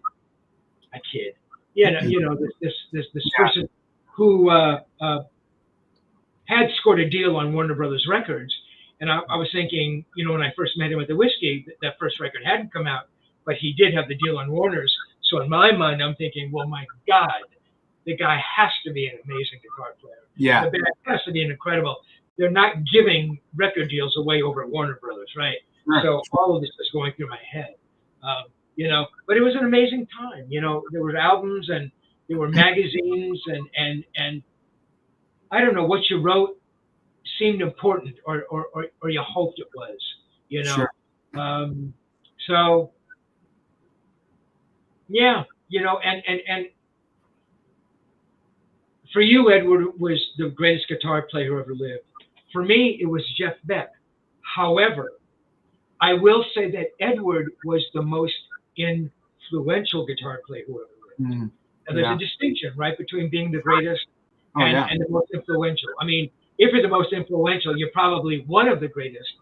And the reason I think he was the most influential is that part of his life, his career, was born in the digital age with records, and then it overlapped into the digital world.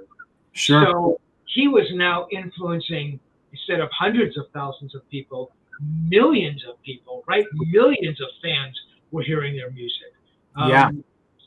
Right. I mean, I think Jimi Hendrix in his way was also extraordinarily influential, but Jimmy was strictly an analog guy, right? So the number of people he reached was just limited. It's just a fact that it was limited.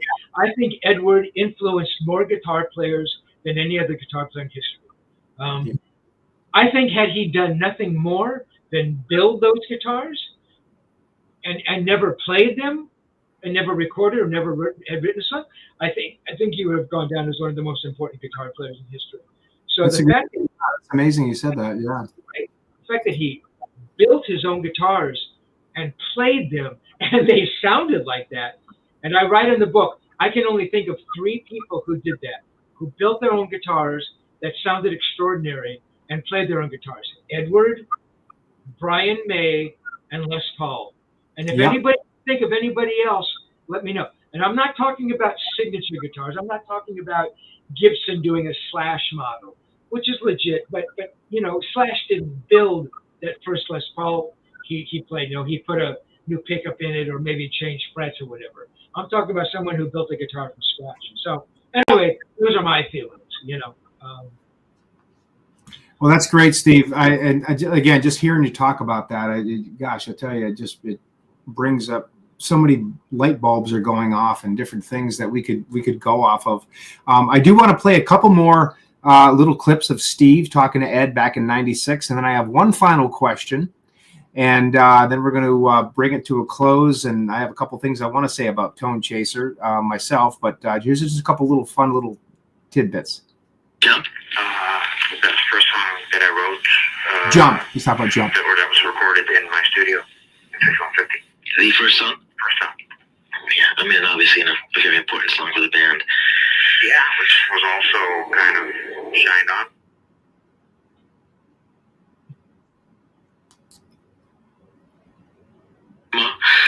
Panama, just, wow. I don't know, it's kind of AC/DC inspired. Yeah, I can see that. We had just done the tour with them the year before.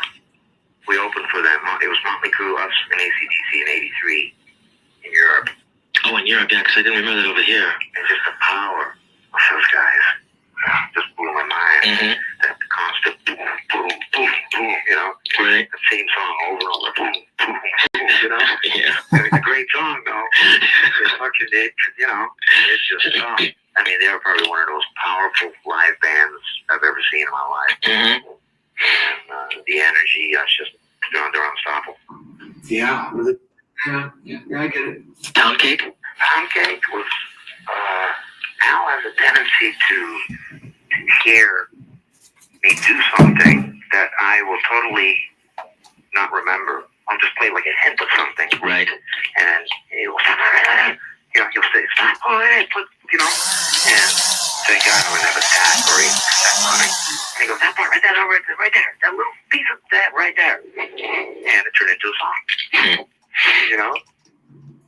Pound Cake, which we just mentioned. Yeah, it's interesting, Steve. Go ahead. It's funny to listen to, you know, to those little snippets when you were talking to him. It must have just, you know, it sounds to me like you caught him at just the perfect time where he could just think back. And sometimes he'd be like, oh, I don't remember. There was one particular clip. I'm not going to go look for it now. It's on my phone somewhere, but you asked him about a song. Oh gosh, which one was it? You said, what about this one? He goes, Unchained. You asked him about Unchained, and he goes, I don't have a clue.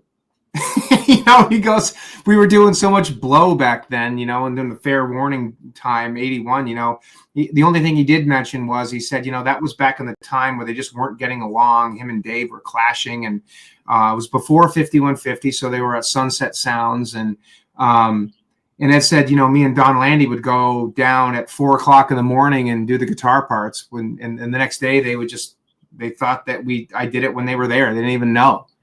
And it's just funny to watch the disconnect of how personalities, how bands, you know, especially like Van Halen, had such a disconnect at some times, but they made magic by utilizing that disconnect.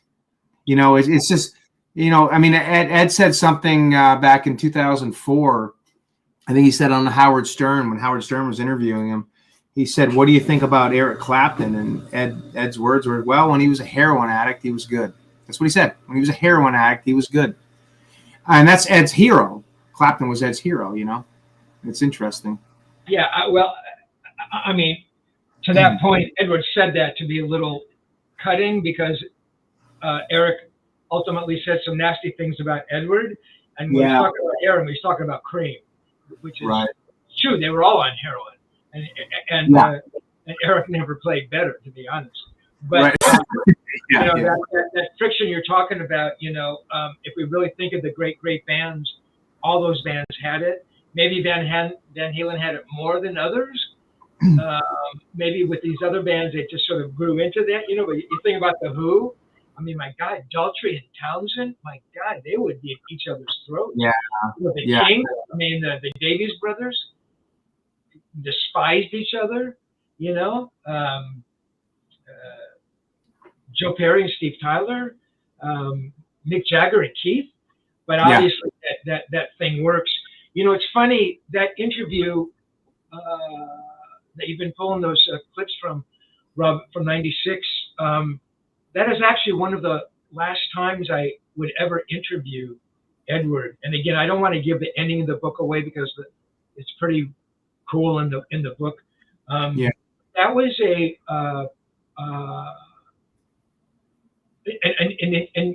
that was an interview that Warner Brothers put together. They did a day of interviews, so I was up at 5150 where the interviews were being held, and I remember asking Edward about the songs, and it's funny, I was going to include all of this content in the book, but to write all of this content and Edward's responses would have made the book way over 600 pages, so I didn't.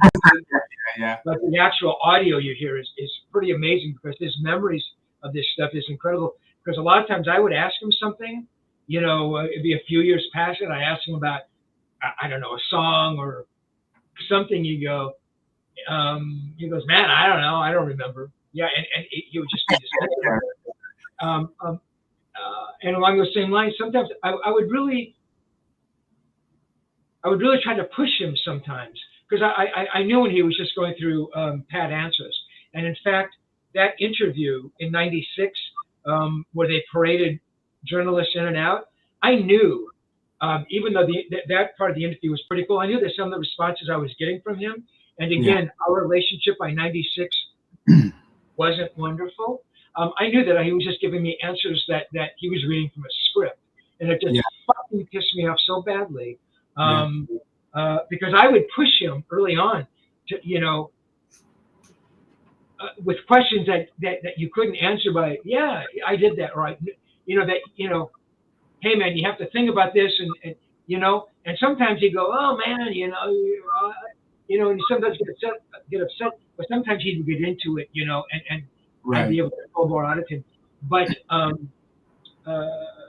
in that section, I was surprised how forthcoming he was about giving me some answer about every song, because I figured at a point in time he was just going to say, that's it, Some of his responses were pretty amazing.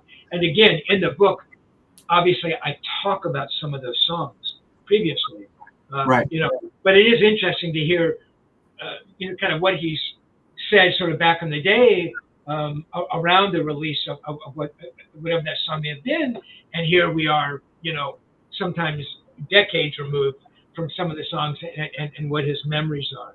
But that was pretty interesting. I kind of thought that was pretty cool. Again, I was surprised how forthcoming he was because again, our relationship wasn't great by then. So. It's funny, you knocked out my last question, and I don't want to ask too much to give away the book, but you kind of touched on it some of your last times with Ed, and we'll leave the rest of the book. But it's interesting, Steve, you just think about how people change and, whether it's, you and Ed and how things, went all those years. But, I guess what I would say is, I'm going to come back to this book, Tonechaser, Understanding Edward, my 26-year journey with Edward Van Halen by Steve Rosen. And I was lucky enough to have Steve, sign it for me, back a few years back when I got this. And I'm going to tell everybody this is just an amazing book. It's just got some really, really, really candid stories in it about, Steve's interaction with Ed, and it's kind of a roller coaster ride in my opinion of good times and bad times and interesting times and exciting times. I tried to come up with a bunch of questions tonight that would kind of give an overall dose of what this book has in it. And I hope I did a pretty good job of that. But just listening to you, Steve, kind of go off in different directions with it. I think it's great. I think you probably talked about a few things that weren't in the book, but I know you probably talked about a lot and you gave little doses of it. So I'm really hoping that if you have the book, read it again. If you have the book, but you don't have the audio version, get the audio version, or vice versa, because they both have their own personalities. I know I can sit down and read this and I can put myself in a different mode. But if I listen to it in the car, it's just as good to me, but I feel it in a different way. So I kind of encourage folks to get the audio book along with the newer edition. But I really thank you for your time tonight, Steve. It's been amazing to have you on my show, and I'd really love to have you on again sometime. I know a few weeks ago I had George Felice on. George was one of the guys that worked at Kramer back in the 80s and painted a whole bunch of Eddie's guitars. So that was kind of fun to hear some of the stories, he had. And Dweezil Zappa came out to Dojo 5150 here. And I apologize, everybody. I'm not actually, the guitar room is in the other, around the corner, but I was having some issues with my laptop today. So I'm actually in the office area, but there is, there's plenty of videos of the guitar room. But Steve, I'd love to have you on again sometime and talk about a few other things and things come up. But I really, really appreciate your time. Yeah, man, I appreciate it, Rob. Your respect touches me. The fact that you've read that book, my book, if you really have read it that many times, I'm blown away, because I absolutely have. I mean, I have my favorite books, and to read a book for a second time, to me is like, that's pretty amazing. Yeah, man, I would come on anytime. And I just wanted to say one thing about the audiobook, and you talk about different personalities. That's a good way to describe it. So, and I'll be quick here. So in the book, so I'm trying to describe a moment. Yeah, there you go. I'm trying to describe. Yeah, sorry. I just wanted to go ahead. I'm sorry. That may have in real time is 3 minutes long, but now I've got to describe it to you because I want you to feel like you're sitting there with me. So trying to describe what kind of a day it was, and was he smoking? Was he happy? And it takes a lot of words. You got to find. I mean. The devil's in the details, or the devil's not in the details, one of those things. But I knew that to make it work, I had to do deep dives whenever I possibly could.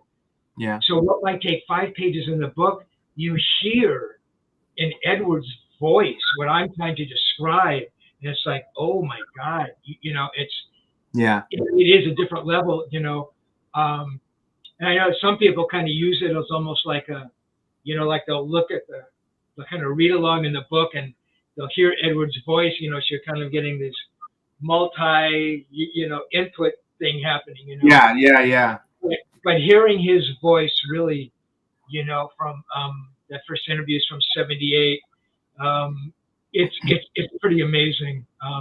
And yeah, it's incredible. It really is pretty amazing. I'm pretty happy that it came out the way it did. And there are little bits in there where you can hear Edward noodling. That stuff's incredible. And just those little bits, to me, is like worth the whole price of the audio book.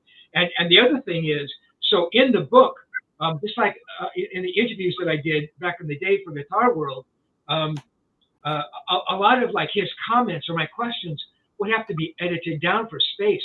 Well, the same thing with the book. So I might have left off, a couple lines of Edward still talking. All of that is in the audio book. So you're hearing stuff in the audio book that is not in the hardback.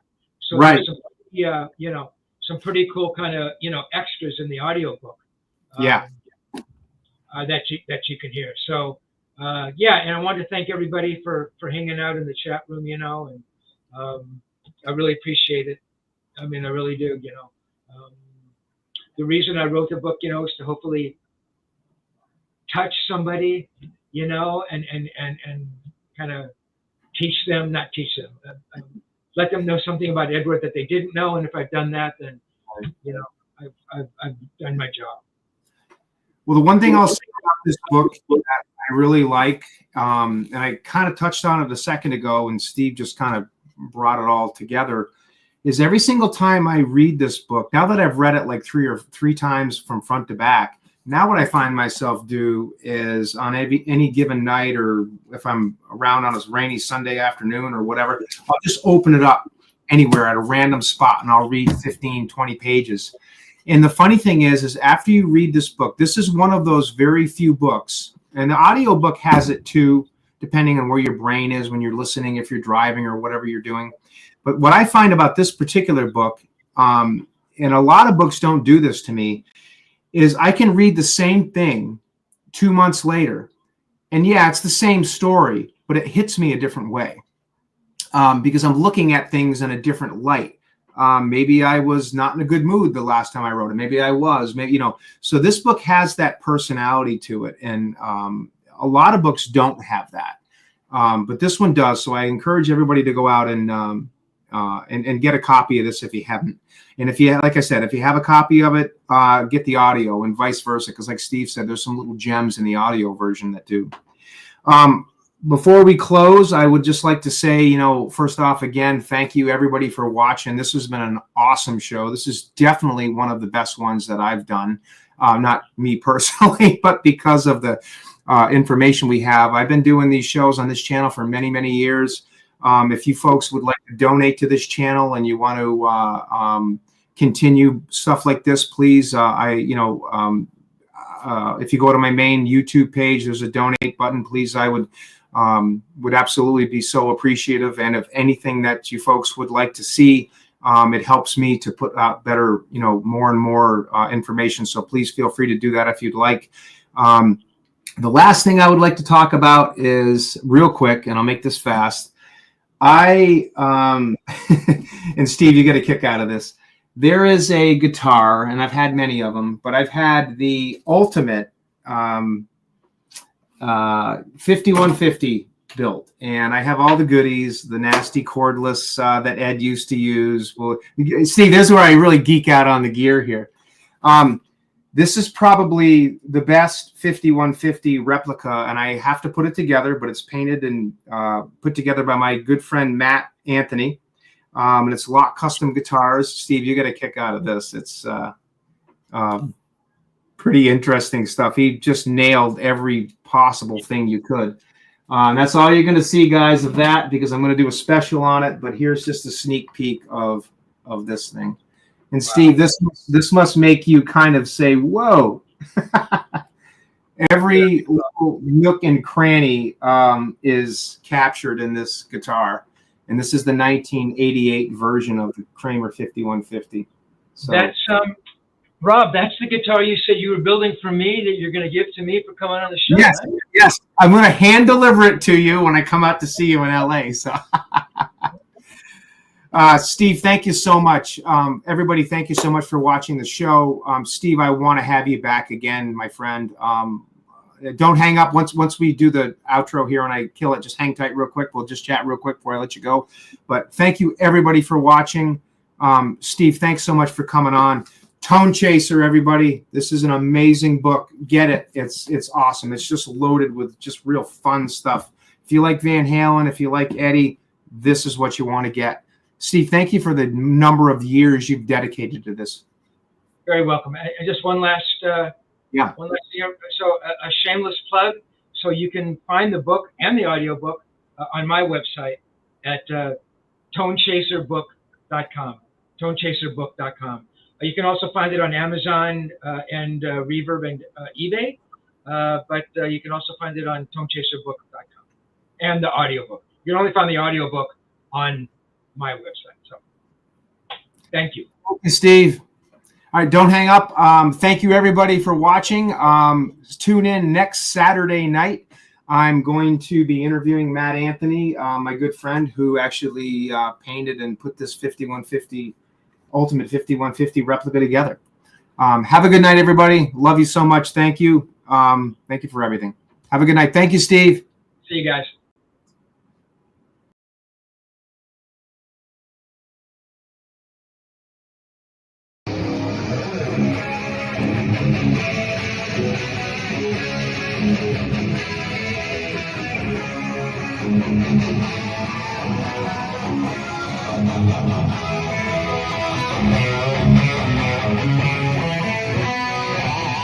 Thank you.